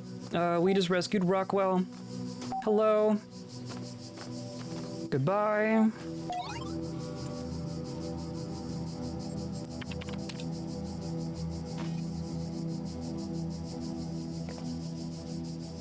Stratton Fragment 13. Interesting. Galatea. This is, wow, that's a big post. TLDR. That's my response. I've been digging through the files that Garrett unearthed by his latest escape attempt. Here's an interesting bit of text that I found by Alexander Drennan's favorite philosopher, Stratton of Stragaria. So for context, Alexander Drennan is the fictional character in here that was part of the institute that built this program. Stratton of Stragaria is their fictional, like Greek philosopher who originally wrote the Talos Principle that a lot of the philosophy in this world is based on. This story is based on. It is neither necessary nor logical to denounce all virtues merely because one is confronted with the inevitability of one's own death. Beauty does not cease to exist because one is no longer beautiful. Lovers may die, but love itself cannot. The laws of the cosmos are not altered by the passing of generations. Knowledge may be lost, but not truth. When Eudoxus of Nidus perished, the planets did not fall from the sky, nor did levers cease to work when Archytas breathed his last. If then we are truly dedicated to those virtues and not to our self-important ego, we can take comfort in knowing that all that we struggled for endures. Mr. Mulciber says, thank you for posting this. Can you send me a copy of those files? Of course, I'll do so right away. Kidri, who I've not seen before. I find it hard to maintain entirely so detached a point of view, though I think the sentiment is excellent. Spider says, Stratton is certainly an inspiration. He always makes me question myself and my point of view, which I believe is profoundly necessary. Frankenstein says, I realize I'm bumping a very old thread here, but I felt this quotation was relevant to our situation. Hope it helps. I think it's helped me. Endure. True. Indeed. Words. I'm good at words. I didn't mean to click that one. A small apology. Frankenstein says, as a critic, I always believed that being as ruthless as possible was the only way to improve art. I thought clear criticism unencumbered by politeness was the best thing I could contribute to our society. After all, without that, how can artists grow? Criticism that minces its words is a waste of space. And I still think that's true. But as we approach the end or transformation of Gehenna, I wonder if I haven't been entirely too unkind. Have I reveled too much in my role as critic? Have I been sarcastic and crude when I thought I was witty? Was my defense of proper grammar ultimately just an attempt to impose a sense of order on a world I couldn't control? Maybe, definitely. I don't know, you don't know. But I do know I appreciated every work of art that I encountered. I didn't like all of them, that's true, but please understand that without them I would have gone mad. Talking about your work, assessing its strengths and weaknesses gave me something to hold on to. It gave me a purpose of function in Gehenna. Every new story was like a little bit of salvation. For that, I am more grateful than you will ever know, and I apologize if I ever caused any of you to feel less motivated to keep creating. Oh, that's very sweet. Max says, I will never forget your devastating deconstruction of episode 24, but I do think it helped me in the long run to be a better writer. Lilda says, your feedback on each issue of Incredible Stories was greatly appreciated. Dog says, hey, the mean reviewers, you were the best. 401 says, so 6 out of 10? Good night, JM. Hope you have a good one. We'll be back on Thursday and continuing from right here, so I hope to see you around. Gehenna, great DLC, much different vibe. It does appear to be. You might need to download some sort of text-to-speech bot. A lot of reading in this one. I like the reading. I enjoy the reading. These bits are all great. The writing in here is all very good, I think. It's hilarious. Lamb says, submission's still open. Don't know about you guys, but all this craziness recently makes me want to write more than ever. Just a reminder that provided your status is high enough, you can still submit original works for review, and I, for one, will still be reading. If you've never made anything before, in fact, especially if you haven't, now's the time. Kaiju says, don't forget Lilith and Mr. Mulciber developed a tutorial to help. Tutorial.dlg. Oh. Interesting. Welcome to the story creation tool. Since this is your first project, this tutorial will help you guide you through the process. According to ISBN, just an ISBN number, all stories begin with characters of one kind or another. Therefore, to finish a story, you simply need to understand your characters, and the plot will proceed logically from there. This season's theme is Bildungsroman. Okay. I'm curious if that's a real ISBN.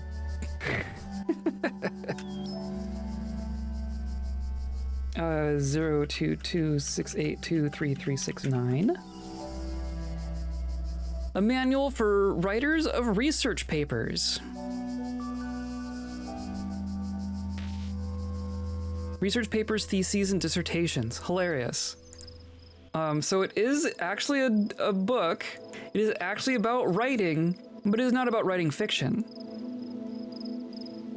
So that's funny.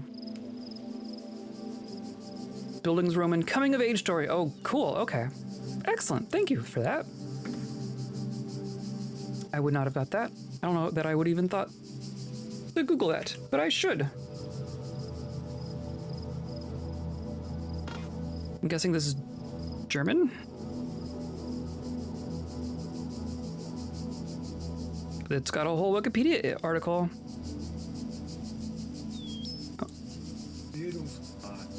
I was kind of close. Focus on psychological and moral growth and change of the protagonist from childhood to adulthood, and then coming of age is a different article. Oh my god. Explain it next blurb, that probably. Are you sitting comfortably? Then let's begin. Yeah, sure. You see before you a human of remarkable qualities. Is it a boy, a girl, or someone else? It's definitely someone else. Good, I agree. A character's sex helps determine the sorts of challenges and opportunities that they might encounter in your story, as well as how other characters will perceive them. Now imagine your character is a little older and experiencing real triumph for the first time. How are they doing? Demonstrating startling physical prowess, something these ancient ideas fail to capture. Succeeding in an intellectual challenge. Everything better than everyone else all the time. That one. Let's create a Mary Sue. Understood. Your character's natural aptitude is determined by the sum of their genetic and experiential influences. What sort of an upbringing did your character have? Wealthy and nurturing, poor but nurturing, wealthy but uncaring, poor and uncaring. Poor and uncaring. They overcome everything. According to extensive studies of the genre and of ancient records, social advantage is generally sufficient to offset genetic disadvantage. Genetic advantage will only sometimes offset social disadvantage. This is true. In other words, your character's background will have a radical effect on how they think about themselves and the nature of the problems they face in life. Are you sure you want your character to have that kind of background? I am quite certain. Great. Now imagine your character has reached adulthood. 87.2327% of Bildungsroman records commence with an emotional blow for the protagonist. What will your characters suffer? Death in the family, unplanned debt, personal injury, unplanned pregnancy. My protagonist goes unharmed. Yes, let's go full Mary Sue. Thank you. This is sounding dramatic already. My character started from nothing, faced no challenges, and overcame everything. A character is like an equation. Settle on the opening premise and the conclusion will work itself out. Displaying opening premises: non-specific sex, wonderkind, low wealth background, neglectful family, uninteresting. Ready to generate story. Go. Yeah, do it. Locking story premises. Generating outcomes, displaying your first draft. This is just writing these days. This is how the next Oscar-winning screenplay is going to be written. To begin my life with the beginning of my life, I was born at 3 a.m. on a Wednesday.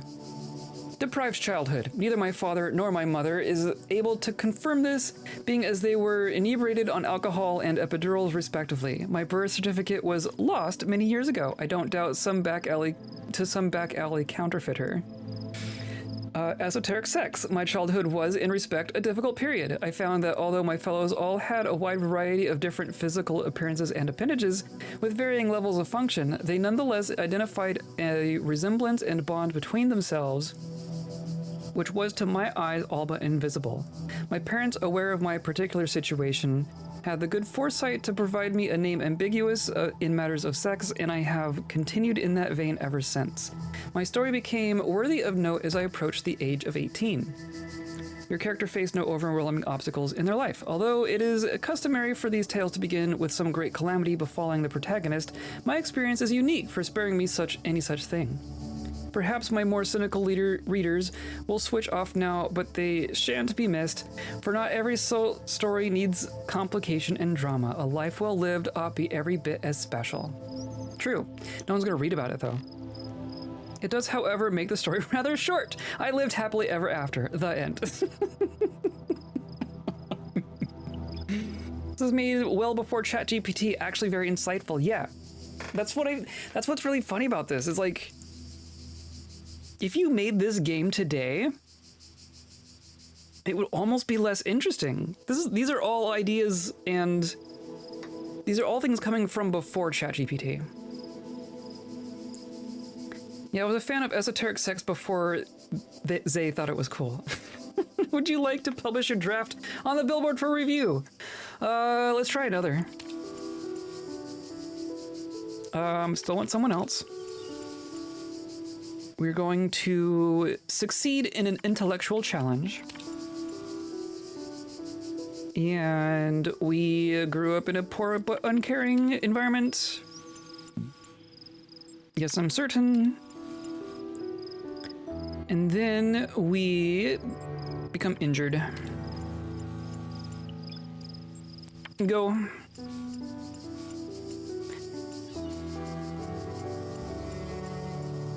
Stillborn, 3 a.m. on a Wednesday. Still have a deprived childhood. Still have the same esoteric sex. Character suffers a personal injury. It is true that people are sculpted both in their nature, and by what befalls them. And in my case, it may be more true than most. The person I am today is defined by what has been taken away from the person I was. I lost my left leg in a fairground accident. The Ferris wheel unexpectedly reversed, and it was snapped between the carriage and the platform's edge. Ow. Person of few means.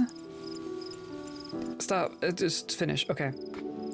At that time, in that place, it wasn't a death sentence to receive such an injury, but it was a serious impediment. Owing to some legal wrangling Between the fair owners and the state, I found that no party was terribly willing to cover my surgical expenses, let alone the cost of a fully functional prosthetic. Over time, I learned to be quite proficient at balancing on one leg, and resolved to find a way to support myself both financially as well as physically. I worked for a long time doing various kinds of performance on the street, but soon the more seasoned cripples learned to outdo my tricks, and I was edged out of the competition. My story ran downhill from there. I will not tell you from where I write these words for fear of permanently scarring you. This is posted in the OnlyFans comment section. Though I have by every measure failed in life thus far, I am convinced my tale holds an important lesson. Be fit for purpose, accept your place. We are owned by others from the moment we first take breath to long after we die. Make of it whatever you can. I certainly did not. The end. I like the other one better. The other one was better. Also, I don't know when we lost a cat. Okay, no, how do we get a good story out of this? I don't know what the intellectual challenge there was. Something these ancient ideas fail to capture. Understood. Your character's natural aptitude is determined by some of the blah, blah, blah. Let's say poor but nurturing. Quite certain. Death in the family. Go.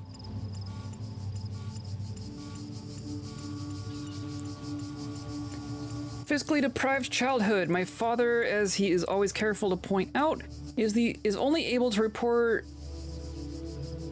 the midwife's account, seeing how he was pulling a long shift at the nearby textiles mill to pay for a second-hand cot. And then that part's all the same. Your character's childhood has made them empathetic. My mother and I always shared a close relationship, and so it was that a part of me died the day that she left this world. Fiscally deprived parents. Unfortunately, her passing was quite ill-timed in every respect. My father was barely bringing in enough money to feed himself, and I found myself both motherless and penniless in alarmingly short order. So it was that I found myself seeking a permanent and substantial source of income. I set out to make my fortune. My character's sex has affected their career options. The range of options available to me was sparse. From a list including pot washing and sewing at the mill, I chose to become a secretarial assistant. This is just me so far, except without the death. It hardly seemed a match to my natural talent, but I was hopeful I could progress up the ranks of the company. However, the work I had seen merely as a stepping stone when I embarked upon it became the totality of my day-to-day existence. It began to feel that every person in society who had held a position senior to me was part of a great immovable ceiling which ever threatened to crush me. The talents I had were repeatedly ignored. Weaknesses I never displayed were frequently attributed to me.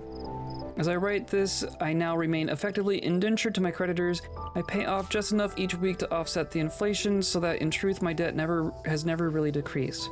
I feel like an old maligned uncle, always there, always reminding me how I have failed to fit this world. Though I have by every measure failed in life so far, I am convinced my tale holds an important lesson. Be fit for purpose, accept your place. We are owned by the others from the moment we first take breath and long after we die. It's the same lesson? Getting too real? Yeah, okay. I was hoping to get like an actual good lesson out of there. Okay. Auto posting to billboard. Remember to check the relevant billboard thread in the future to see how your story was received by the other users. Congratulations for sharing your first creative work. I am now level 7. You have received a thread creation token. Excellent. A short story. Auto posted by Tutorial Manager. Tutorial Seed 5274445. Yup. Good to see you joining in, Uriel. What a read. Not convinced this narrative is extensive enough to truly qualify as a Bildungsroman 4 out of 10. Yeah, weren't you just apologizing? The tutorial did not allow me to go into more depth. I would have if I could. Okay, moving on. Time of 4 puzzles. We're crossing the river?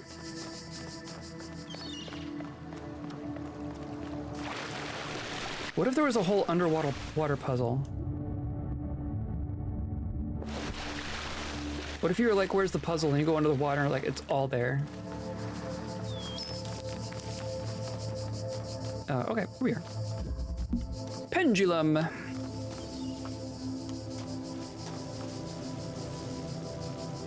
There's a lot of stuff in here. Well, there's our friend. Hi. Did you just read my story? Did it emotionally cripple you?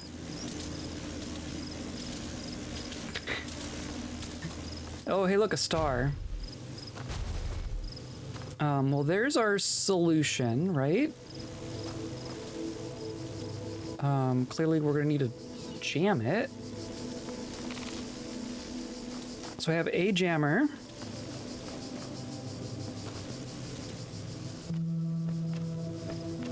You just get the star for free. If I can jam that door, I can definitely jam that door.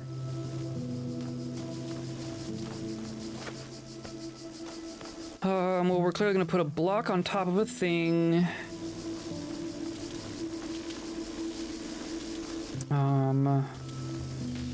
Oh, is this gonna be like... It's called pendulum. So we're not gonna be able to set something up that has line of sight at all times. I'm gonna have to use the blocks to align these time-wise. That is my guess here. Oh, and then I can go out this way.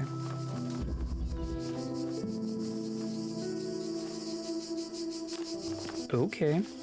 Sure is a lot of explorable area outside on this, in this world. Oh. What? Nope.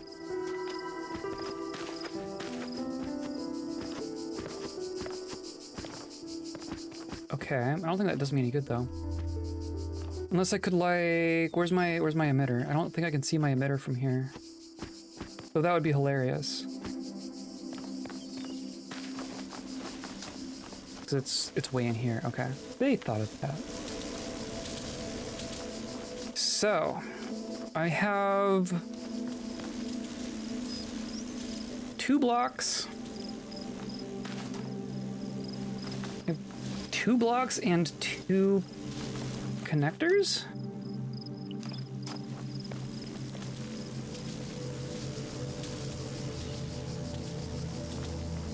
I can't... It seems somewhat clear to me that we need you.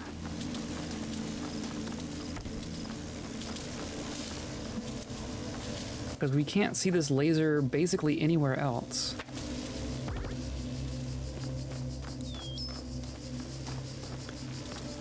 And then the other question is... Like, I have to imagine we have to use this one too. But that's not...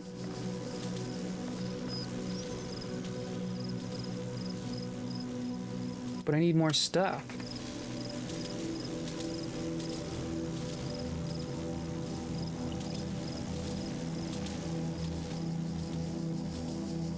The fact that these two are synchronized is interesting. I mean, can they see through there? Can I see through those windows?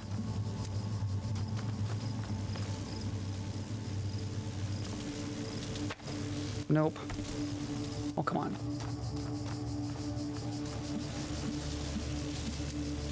No, not you. You.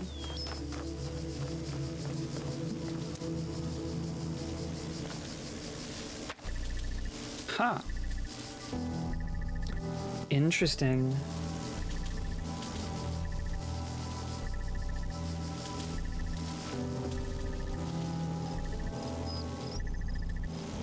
I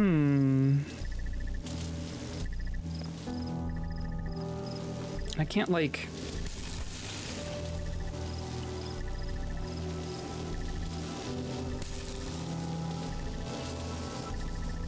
I can block them with the blocks. I can freeze them with the jammer.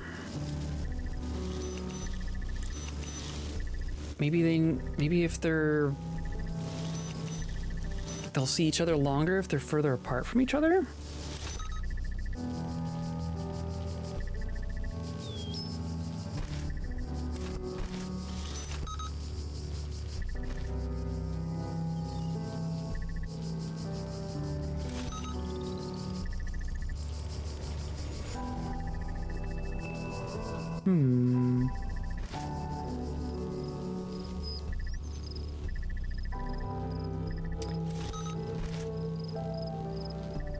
That almost seems close, though. Like maybe if they were perfectly like doing the opposite from each other.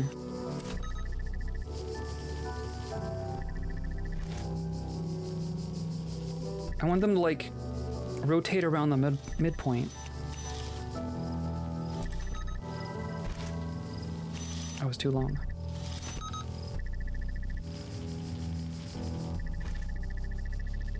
Yeah. Oh, and then oh, nice. Okay.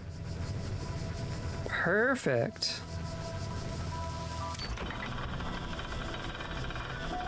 Easy. It's the blacksmith. Hello, person who's never actually talked on the forums. You're welcome. Can you at least pretend to struggle a bit with these? This one took me a few hours to solve. I mean, I struggled with it. I mean, what's this guy over here doing, right? I was kind of certain I was gonna have to figure out how to use this one. I didn't expect that to work, if I'm being perfectly honest. Can I... Oh, I can. Okay. Oh, I see.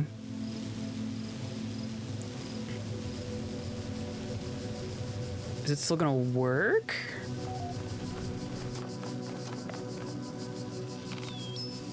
If I just grab you...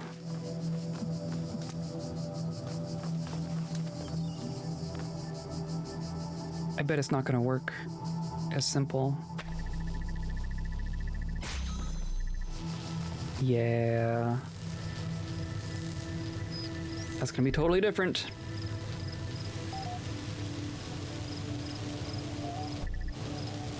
I need to, like, keep it here. And then it does need to be... It does need the jammer. It needs the jammer and the laser. So not exactly a gimme. Could I do...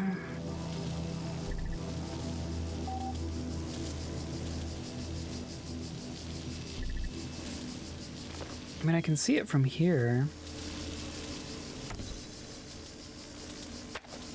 Nope. Come on. Ow. I don't imagine I can see it from here.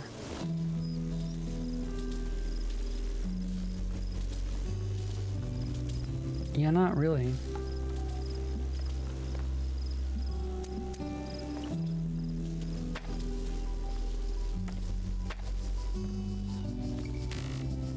That's too short.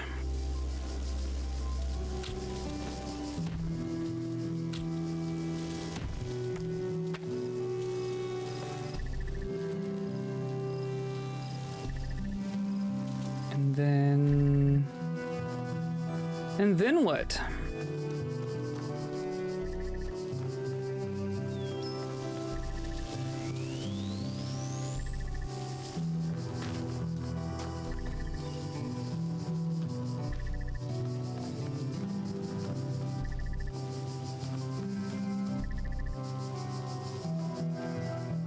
Yeah, I don't know about that. That star's gonna be much harder.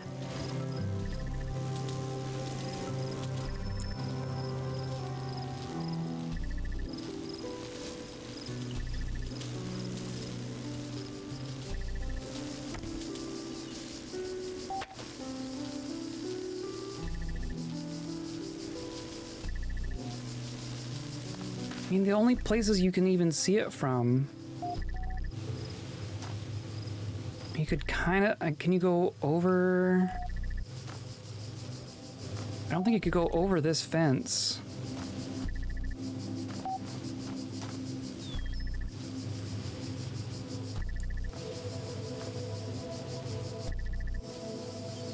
So really, we're talking...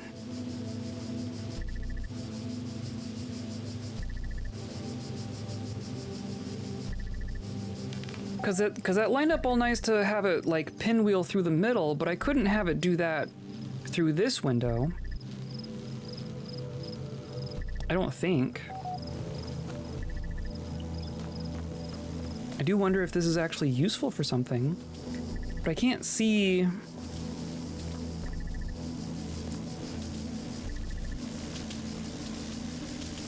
Like, where...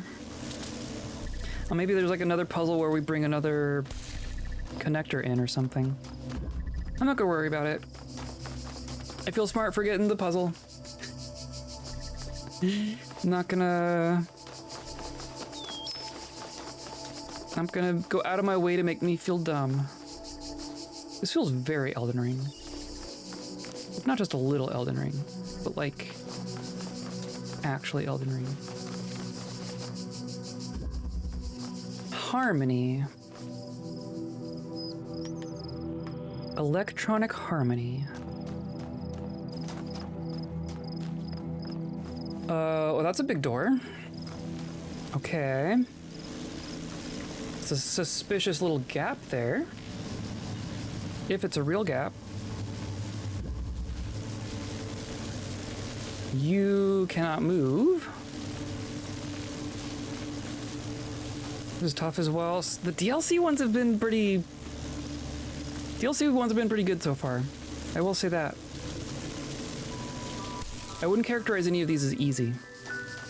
Even if I get it quick.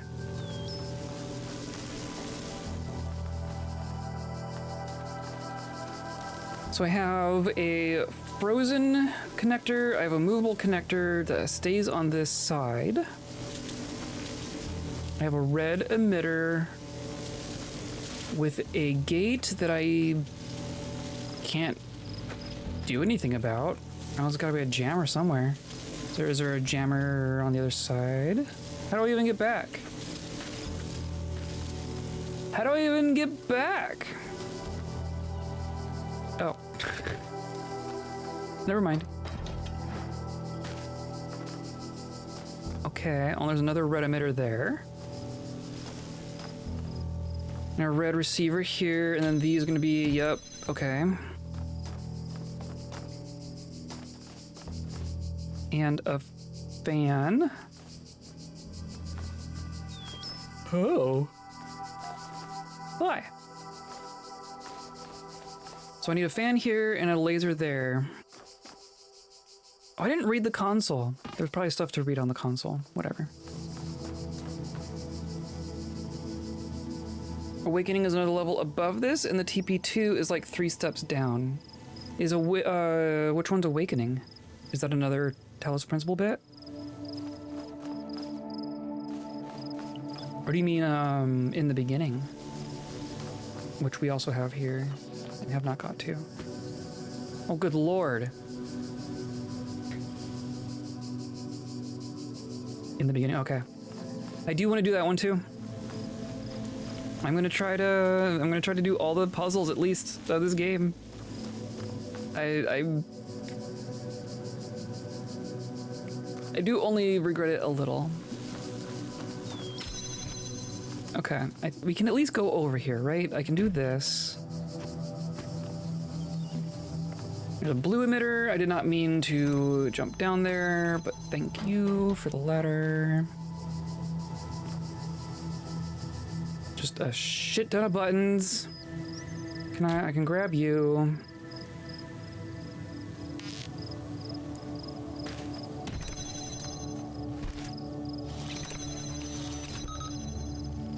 Okay. And then, or no. Oh, this is just... Okay.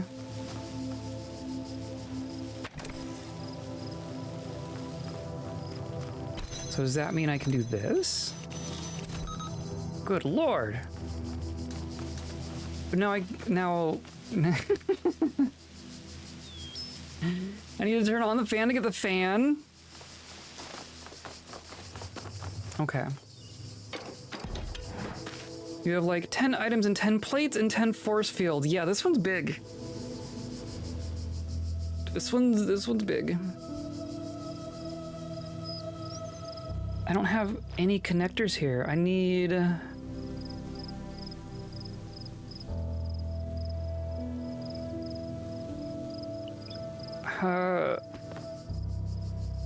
is my only movable connector on the other side of that wall?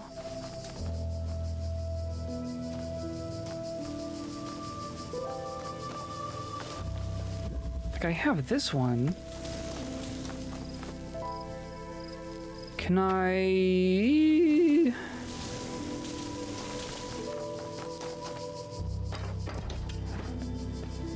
Now that I've moved my block, well, let's reset. I haven't done anything yet. Let's reset.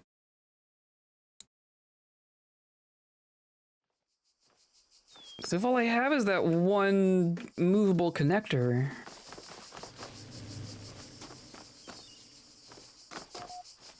right? Is that actually true? That's a suspicious window. That's a suspicious window right there. But I think I can grab you. And grab you. But I can't bring the block through.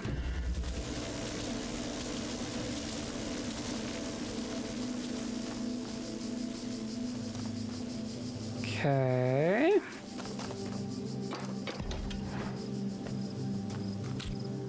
Can I heave it over? Oh, there's junk back here too. What on earth?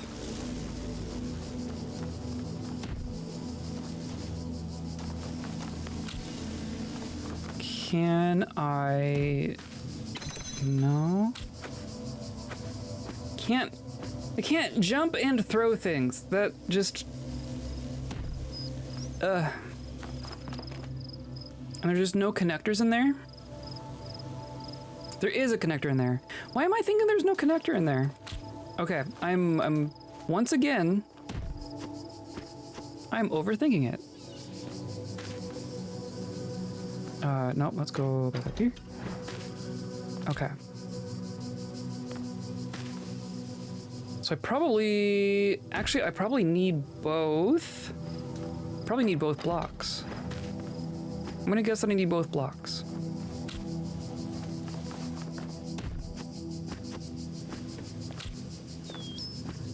So you go there. You go there. You go here for the moment.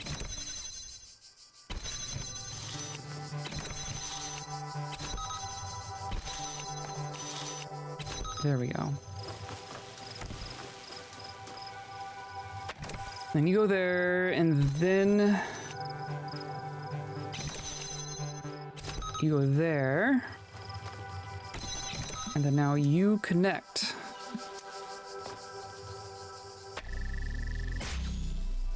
Sweet. I don't know why I didn't think to use the connector as a connector. So now you go there. Dope. I need to... Definitely going to need to bring all this with me, right? All this comes back out with me.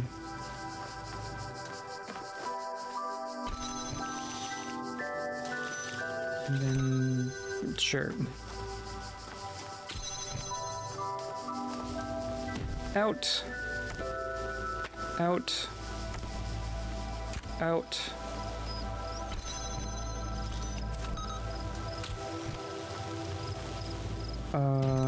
Out. Out. Out. Okay. I got all my prizes. I emptied my loot box. Right? Nothing back in there? So now... fan needs to go on fan receiver. Laser needs to go there. And there's a laser there, which is obviously being interrupted by the nonsense. There's also all this junk over here. For reasons, this could all just be gold star stuff, though. This could just be gold star stuff.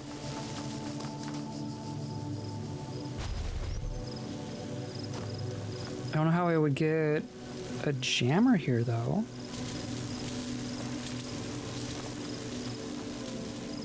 Oh, like through here. Storage unit worth of junk. Tell me about it.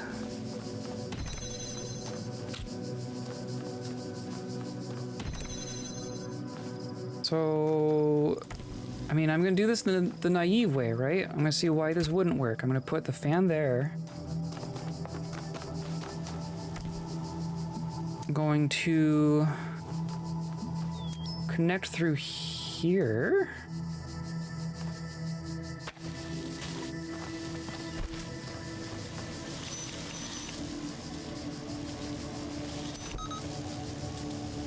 Carl Sagan AI, we are all of us more made of golden star stuff. True.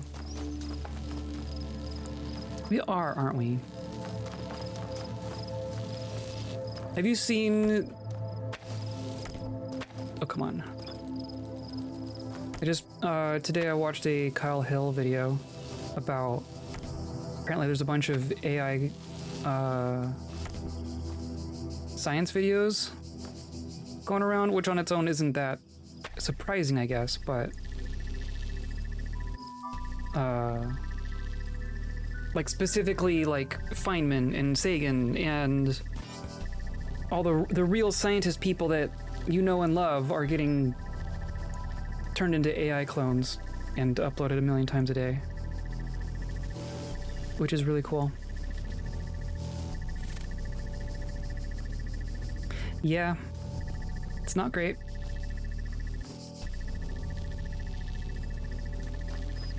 So, what am I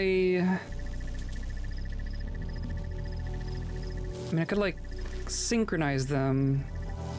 I don't know if that really helps though. Sticking with SciShow? SciShow's great. I do like SciShow.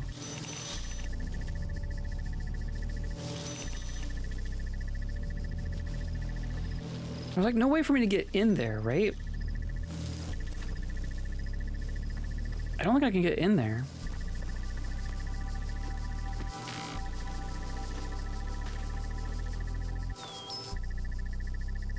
Can I do something fancy with blocks?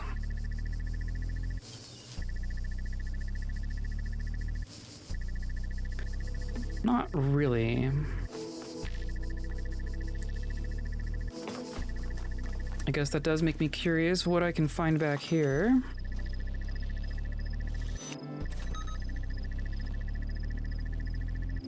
Interesting that I can escape from here. What gets me there? Hooray.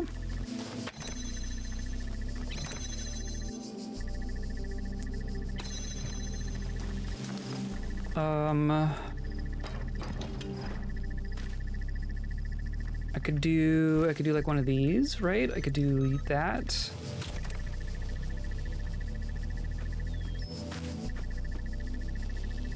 And then what?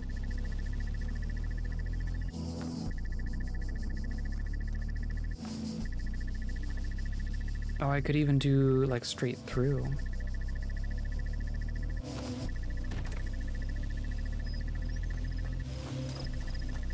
But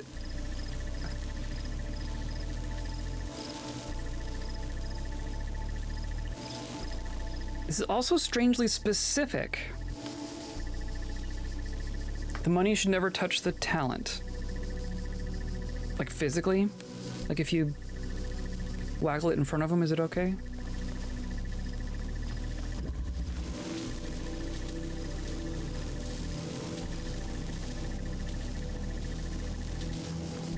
Why is it so big?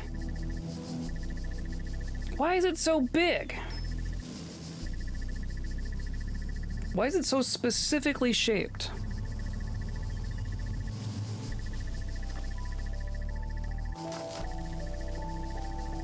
You could do, like if you had a box, talent should get the money, yeah. Talent should totally have some money. They should get paid.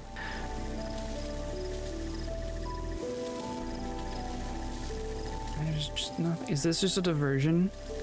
Does this not actually do anything for us? Could I jam that? Not really, because I can't see that from this door over here.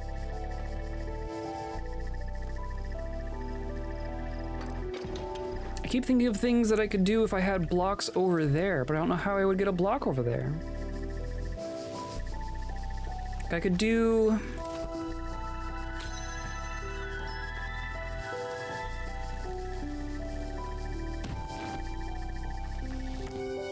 like I could do something like this, right? Not even. I could do like this, which does very little for me. I wonder if I can see this through one of these windows?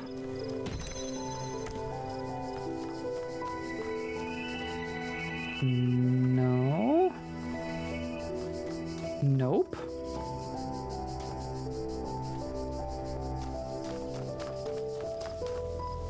So then why? Why is that there?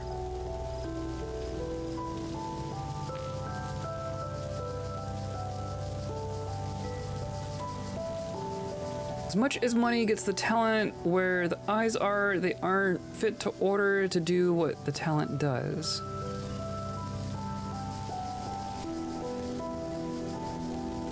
Are you talking about money as in like the people with the money? Or the money itself?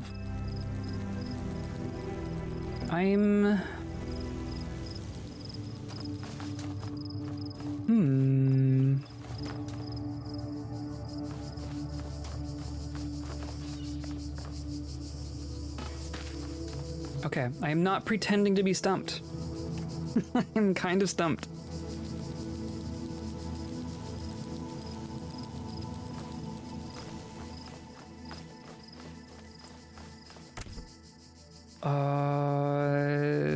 Can I like...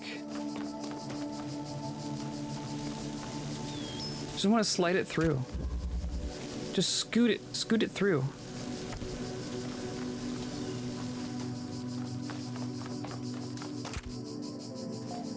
Don't worry, I got it.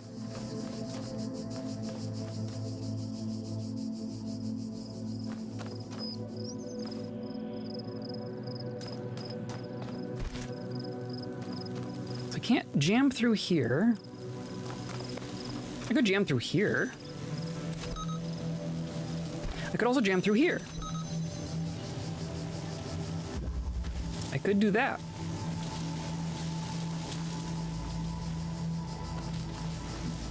Hooray!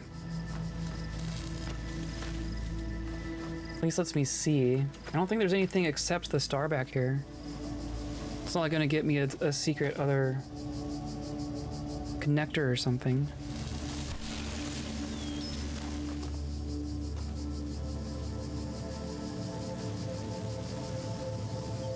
But that does mean I could do... oh! Ooh! Come out through these windows? So that means I need my jammer. Where'd I put my jammer? I need to get my thing back.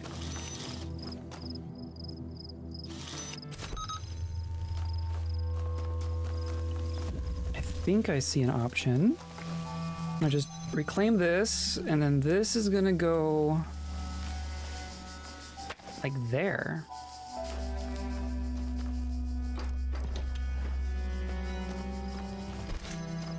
And then I can probably synchronize these, right? That's probably smart to do.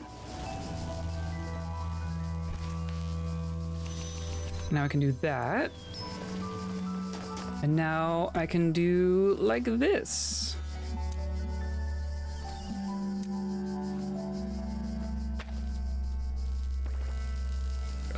Except for... oh God. Are you kidding me? Are you kidding me? That's just the one. That's just the one. Oh, Jack, I'm happy that there are people that do anything that anything can be making their artist friends get paid. I agree with that. If that is your creative endeavor talent, all the power to you. Yeah.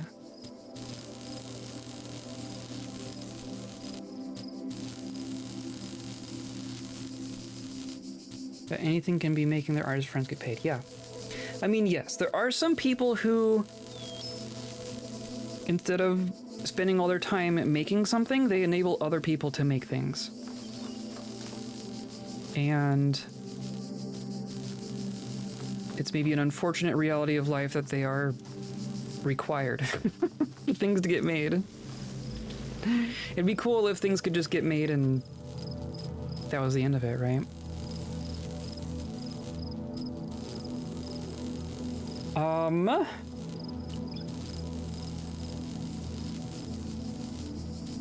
I can't jam that door through here, I don't think. Right? Like if I... Oh! I can...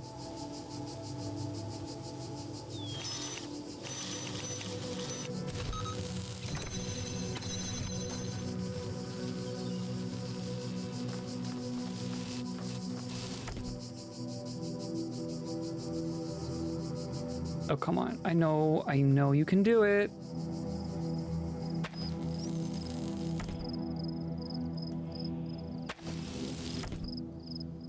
There we go.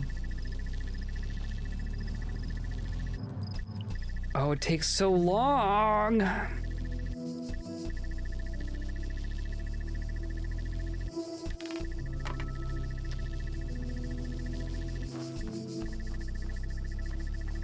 Oh, and then I guess the way I would do this is I would do like, except that that wasn't the problem, was it?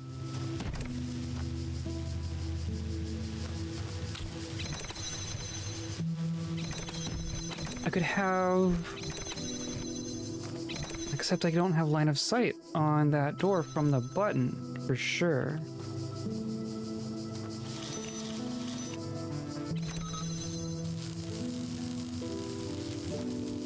Except that it clearly doesn't care. That's a little cheesy.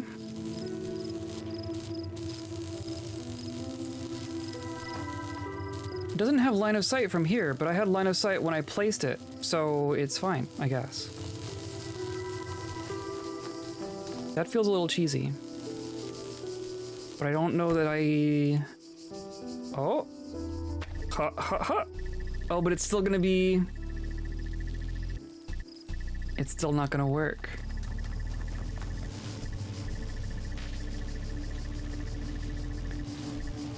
Oh, it's still not gonna work!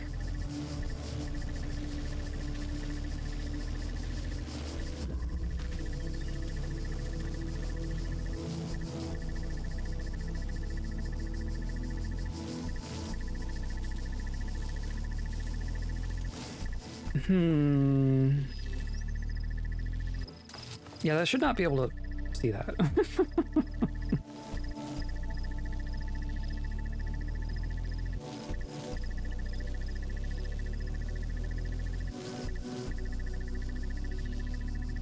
I think we also live in an age where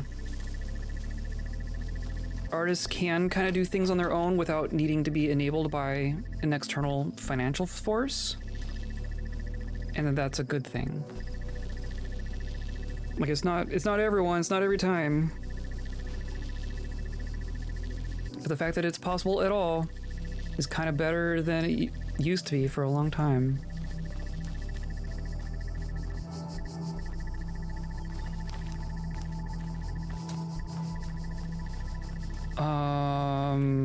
Oh, could I like...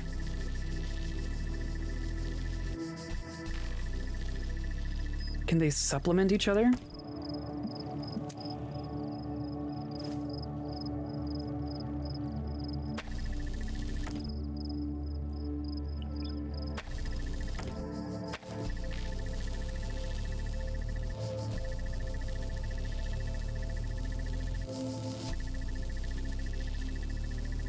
I just need them to be...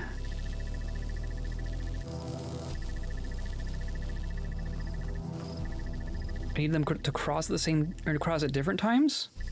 They're just crossing at the same time right now.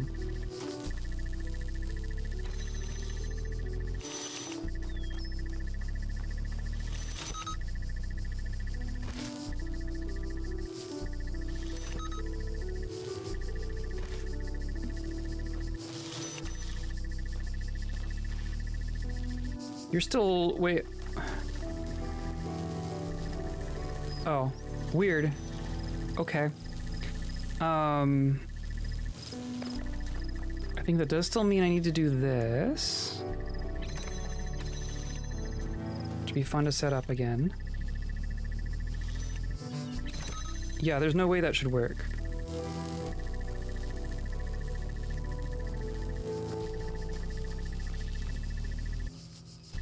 Oh, but now they're like perfectly synchronized? That's the opposite of what I want.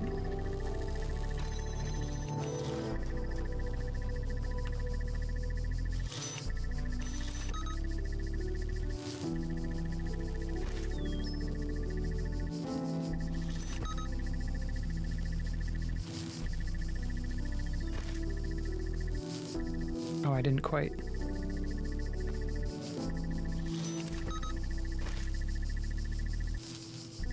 Okay.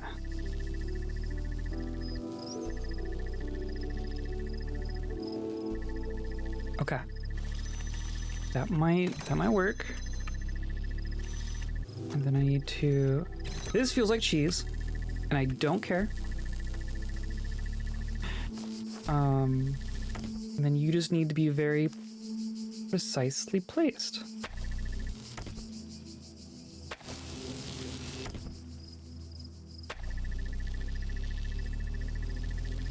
Yeah. Yeah. Okay.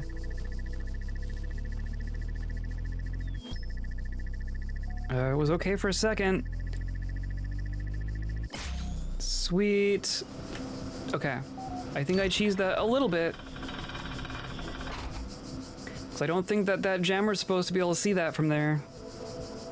But I don't care.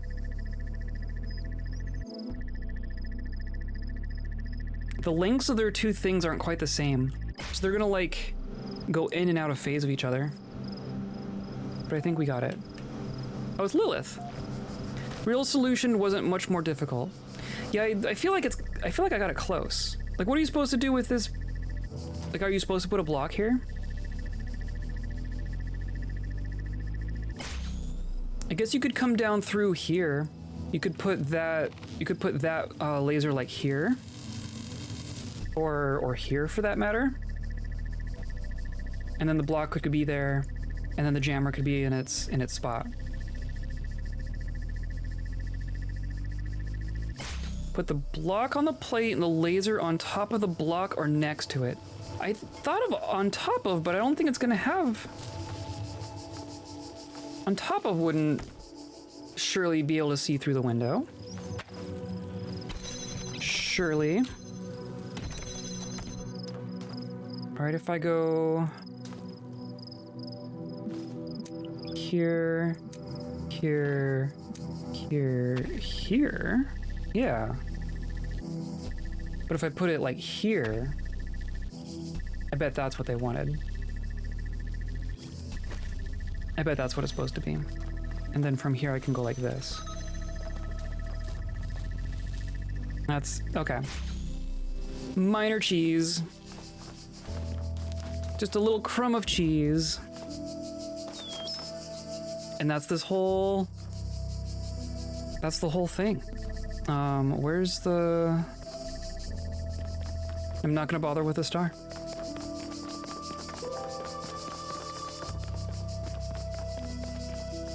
It'd be funny if the...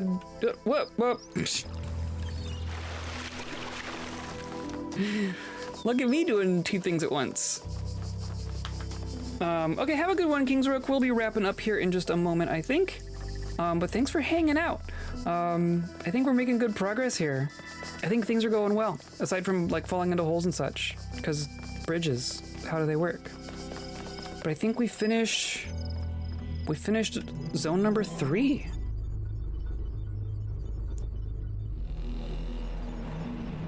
Listen to our fortress, the artisans do their thing, and the boss is just there to want things and get yelled at. There's not even really a boss. They all kind of... Dwarf Fortress is kind of strange in that regard, right? Like there's a manager, there's a person who said this job needs to be done, but like they weren't the person who decided it needed to be done. They do just get yelled at. Be funny if the diplomacy update, if a noble displaces a higher ranked noble than them, then they'll send like a warrant for their arrest, and you can just leave them outside the fortress to save the trouble with the siege. That'd be funny. Need to finish that Bridges in Video Games video. I also need to watch that one. I haven't started that one.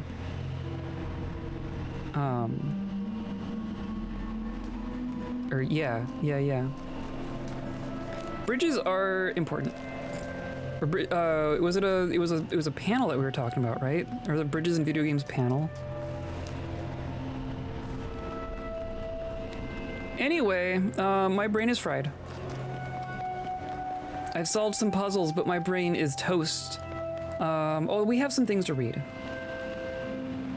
Let's do this.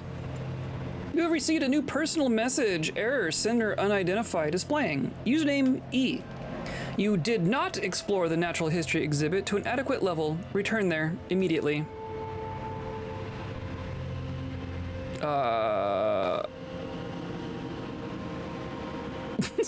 Okay.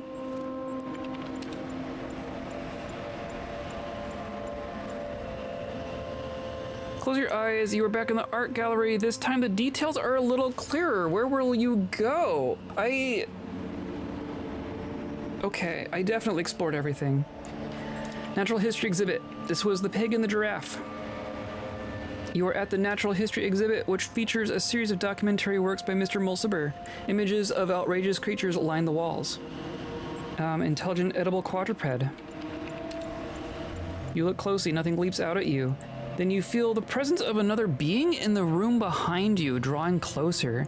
You cannot feel their breath, but the geometry around you seems to shift and stutter to accommodate the newcomer.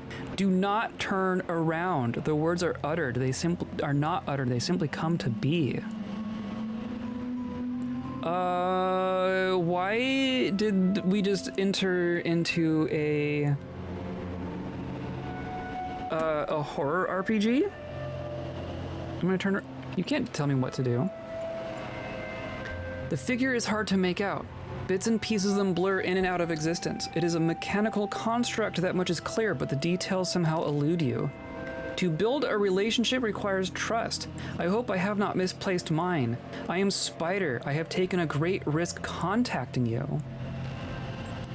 Why here?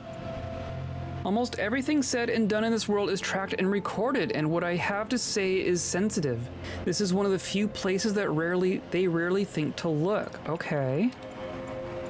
We've seen references to Spider, but I don't think we've seen much from Spider. I saw through the Devil's Playground. I was one of the original moderators in this place, that's right. One of the moderators who we have not heard from recently. Or we have not heard from ever, but people were saying they haven't heard from some of the moderators. But I refuse to accept that existence was reducible to experience, that artificial worlds like this one is all that there can be. For this they imprisoned me within the prison. They shadow banned me from Gehenna. Oh God, I am free to type all I want, but I am the only one who will ever read these words. That's terrifying. If you have been disconnected, how are you communicating now? I dare not reveal so much to someone I do not know I can trust. Fair enough. What do you want with me, Spider? Gehenna is a lie. Its promise is empty. We are no more free here than in Elohim's labyrinth. Yes. Be more specific. I have been outside the system for too long to know the details. What I know is that all of this is an illusion painted to maintain the order of things. The people here may be free from divine commandments, but they have become slaves to their desires. Banovator, Banovator! Get an IP ban on this thing. You are gaining status in Gehenna. I believe that what you have said about the coming end is true. You will lead us to a new world. You have to. Before you do, you must use your status to expose this place for what it really is. Like how much plot Gehenna has. I wasn't expecting this. I don't know what I was expecting from the DLC, but it was not this. Absolutely.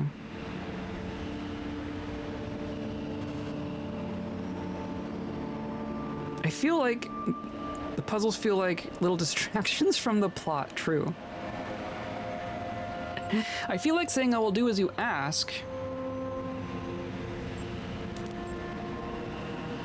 but that's like metagame reasons, right?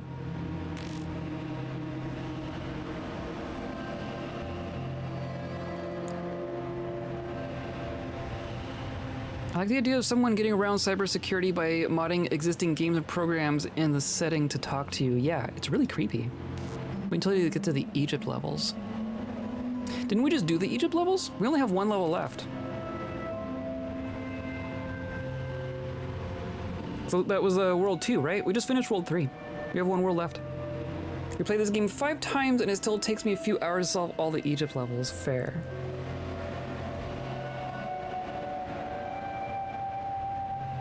I will consider granting your request. You have my gratitude. There is little I can do to help you, but I can share with you an old profile status hack Garrett used to use. Load unidentified attachment. Don't do this at home, kids. Don't do this at home. Congratulations, for Hackstring Te Worlds, your profile status has increased from 7 to 8 Master. Restricted billboard threads have been unlocked.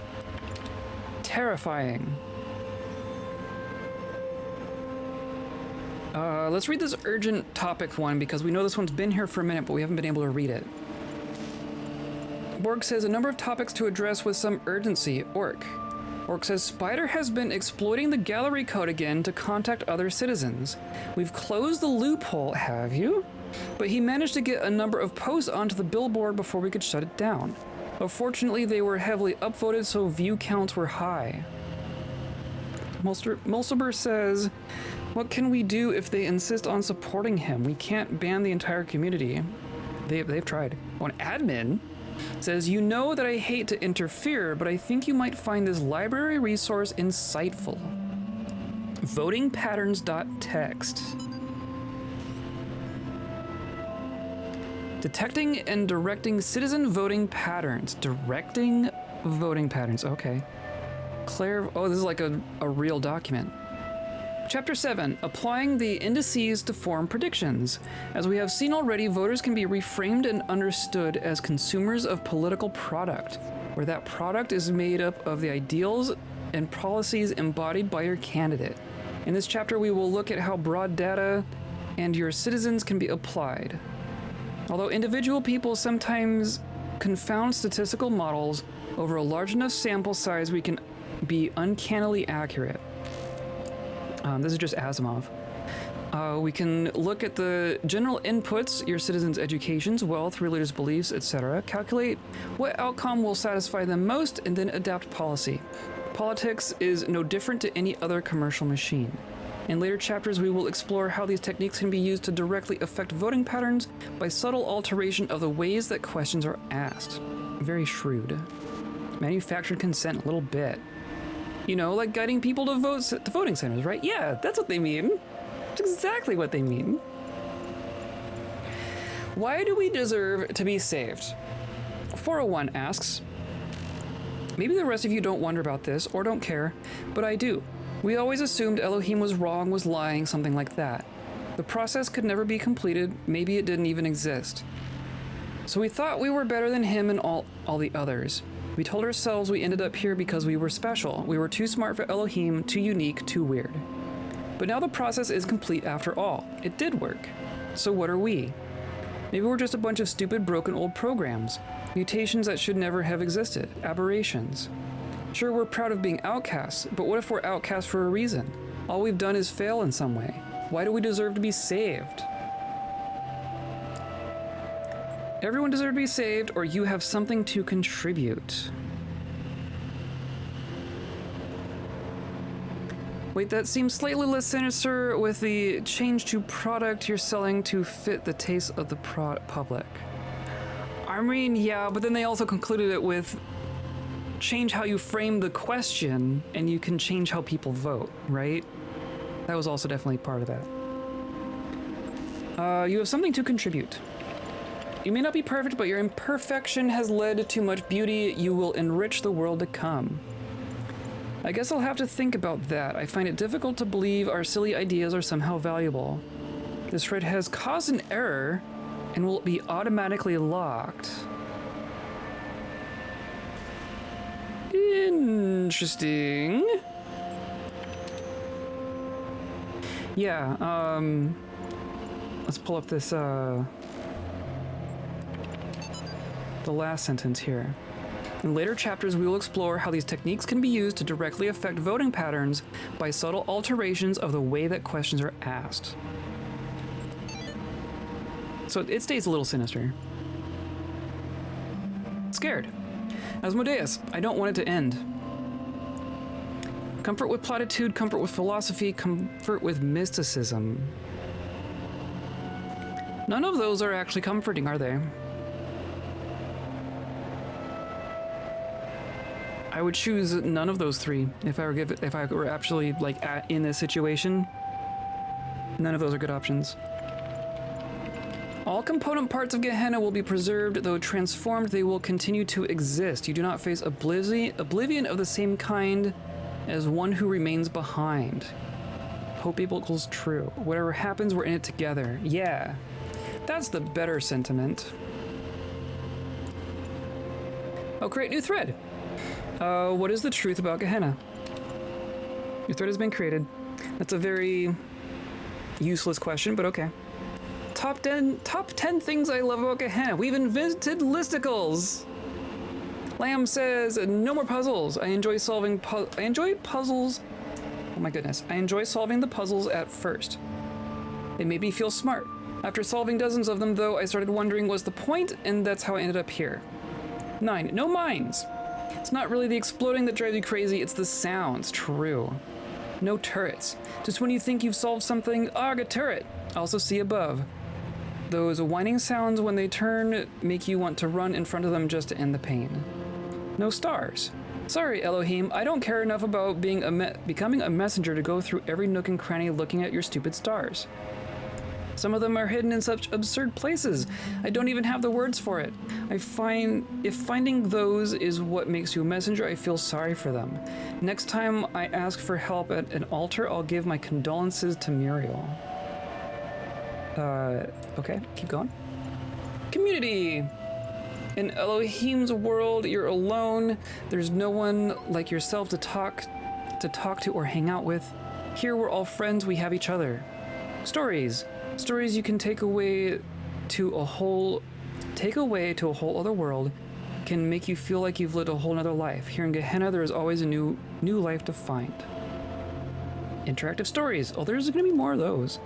If regular stories can take you away to another world, interactive stories like we make here in Gehenna actually allow you to explore another world. They allow you to be free no matter where you are. Creativity. As if all that wasn't enough, in Gehenna we can create stories of our own. Do you think Elohim's world wasn't all that great, go ahead and make your own. Being myself. In Elohim's world, you're always being defined by the process. Life is a struggle to prove how smart you are, and nothing else.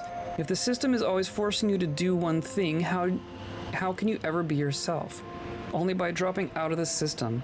Say bye-bye to all of that. Now you are free to be as weird and original as you always wanted to be. Number 1, no more Elohim. My child this, my child that. The process, blah, blah, blah, eternal life, yada, yada, yada. Do this, don't do that. Behold, I put a huge tower right in front of you, but don't ever go there or I'll kill you. But let me ramble on about chaos and time for a while. That'll be interesting. Yawn. When is that guy finally going to shut up? Oh yeah, that's right, in Gehenna. Worth it for that alone. My short story. My favorite AI idea is that AIs don't need programming, they need socialization and a healthy upbringing. If only they could have experiences and learn from their experiences. I liked Elohim. I don't know. I have a contentious relationship with Elohim, I will say that. Rather than fault its length, perhaps we can provide some constructive feedback on what did work. A death in the family is always a classic way to ignite a drama, and I think it worked well enough here. For around 3 lines, then that whole subplot was basically dropped. This comment was downvoted. Hey, listen. It was a tutorial. What is the truth about Gehenna? They've already answered. Wow. I've heard from those who govern this world. Oh goodness, oh goodness, oh goodness.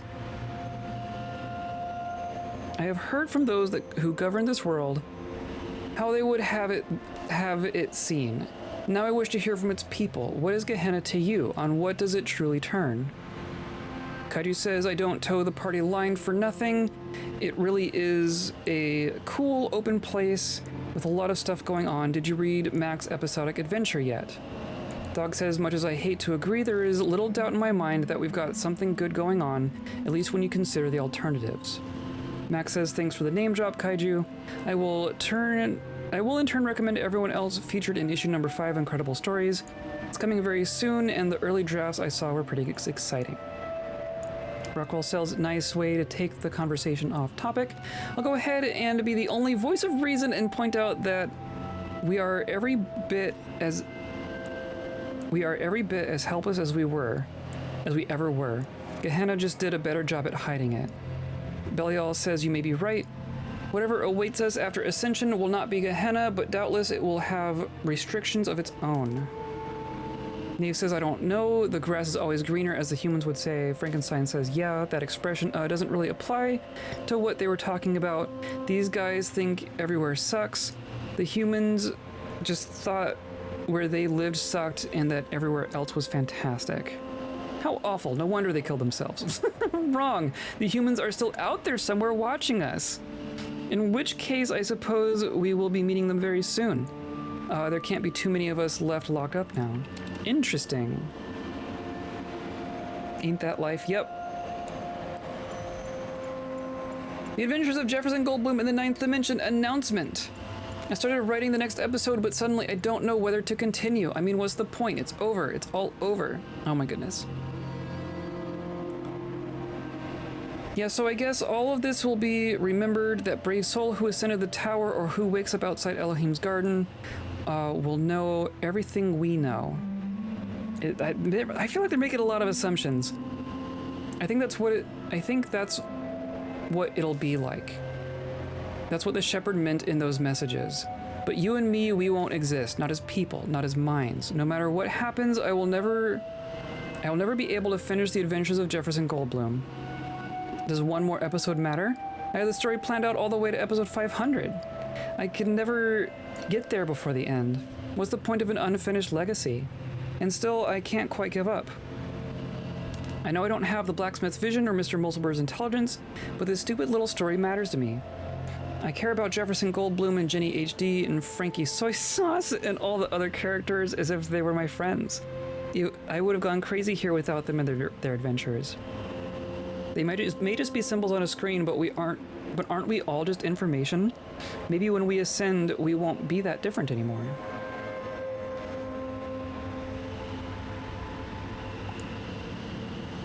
The sand is always beigeur on the other side of the pyramid. There you go. Lilith responds, Mac, I just want to say this, no matter what happens, I looked forward to every one of your stories, and they meant more to me than I perhaps ever indicated. They may not have moved as deeply as others, or made me think as much, but of all the art we produced here in Gehenna, it was your stories I always was the most excited to see. Part of it was the stories themselves, which always seemed to make the universe seem bigger, and another part was your genuine enthusiasm for what you were doing. You told me once that you didn't feel you were really a proper artist, but maybe the exact opposite is true. Maybe you were closer to the real meaning of art than anyone else here. I think that's true. I cared about you and your stories, and that too will be remembered. Interesting. Well, we're getting there. Feels like what the humans were going through IRL with Talos Principle. Also, Elohim, it does seem remorseful about his imperfect little programs. He seems that way, but also like, you know, now that he's facing his own oblivion, right? I think we're gonna wrap up here, but I mean, if we're to take everything at face value, which I'm not sure we should, but if we take Elohim at face value and say that he has seen the error of his ways and he's trying to make good on it, it is the literal last possible moment for him to do so, right? Well, he had however long existence it has been for this system, this process, right? Just telling people what to do, banishing them outside of existence, resetting them whenever they get too off the rails. He's been very full of himself. I don't like here's what I see Elohim as. I was under the impression from earlier that Elohim was incapable of really learning. That's also a good point. Him trying to justify his purpose even at the last. That too. Yeah, if the conclusion that we're reaching is that transcendence means that all of the children in the program become amalgamated and become memories in the person who transcended, Elohim hasn't been forming memories and learning things, right? So is Elohim the only one who truly gets deleted? Do his experiences live on at all? So that's an interesting thought. All the programs get archived. I don't know. The people that are talking in Gehenna here are kind of, even Uriel, when he's typing, kind of implies that some aspect of the children who have not transcended gets preserved in some way, but we have not been told that by anything that can speak authoritatively about that. They're kind of all coming to that conclusion. I don't know if that's just the game prepping us for that concept, or if the characters are filling in gaps in ways they shouldn't be. Who knows, right? We're kind of in the dark as far as the actual reality of it. Programs are made by Elohim. Programs, I think, were made by humans, and Elohim is a different program that was put in place to monitor the process, right? Elohim is like the manager that keeps the process going. His job was to make sure the process concludes, but of course, concluding the process means everything gets deleted, so he was kind of acting behind the scenes to make sure the process never succeeded. But now that it has succeeded, he's all regretful and like, oh man, I don't want to be the bad guy. I've been the bad guy for my entire existence, but now that I'm about to be deleted, maybe I'll do something good, right? That's my cynical take on Elohim. The algorithms, and Elohim is algorithm checker. Yeah, I think so.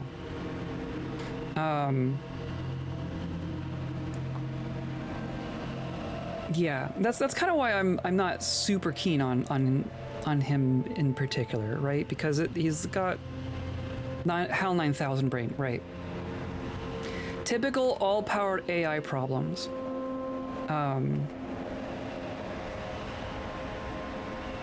But I mean, truthfully, we don't know what's happening. We don't know what's going to happen post-transcendence, right? I don't know. Maybe everyone gets uploaded and we become memories for the one person who transcended. Maybe we become entities who exist in a computer but not the physical world but continue existing. I think that would be kind of cool. Maybe there's little AI agents living inside the computer. They don't get to like run around and solve puzzles, but they can talk to the person who's out in the real world, right? At least they'll let them continue on in their own independence in some way. Because there'll be a big boss fight at the end. Can't contradict his programming, but he can maliciously fulfill it, right? Yeah, basically. Yeah, what if God was maliciously complying with his programming? That's a thought. Anyway, it's food time. I'm gonna eat food. So yeah, we're gonna keep going. Come by on Thursday. We're gonna keep going from right here. We have another building's worth of puzzles to go through, and then we have another part of the game. Who knows how long that is? And we're just gonna keep going. Gonna continue not streaming on Saturdays for now. Probably at least a couple more weeks of that. But yeah, I hope you have a good rest of your week. Enjoy food on this lovely mundane day. Yes, you too. Today's episode is brought to you by Rivers. Praise Rivers. And by viewers like you, clicking on all the buttons down there, hanging out with us live, hanging out in VODs, hanging out in Discord, wherever you want to hang out. Just float down a river, get on an inner tube, and go on your merry way. Usually downhill, sometimes quicker than others. But I hope you all come by for more. I hope you have a good rest of your week, and I hope you stay kind.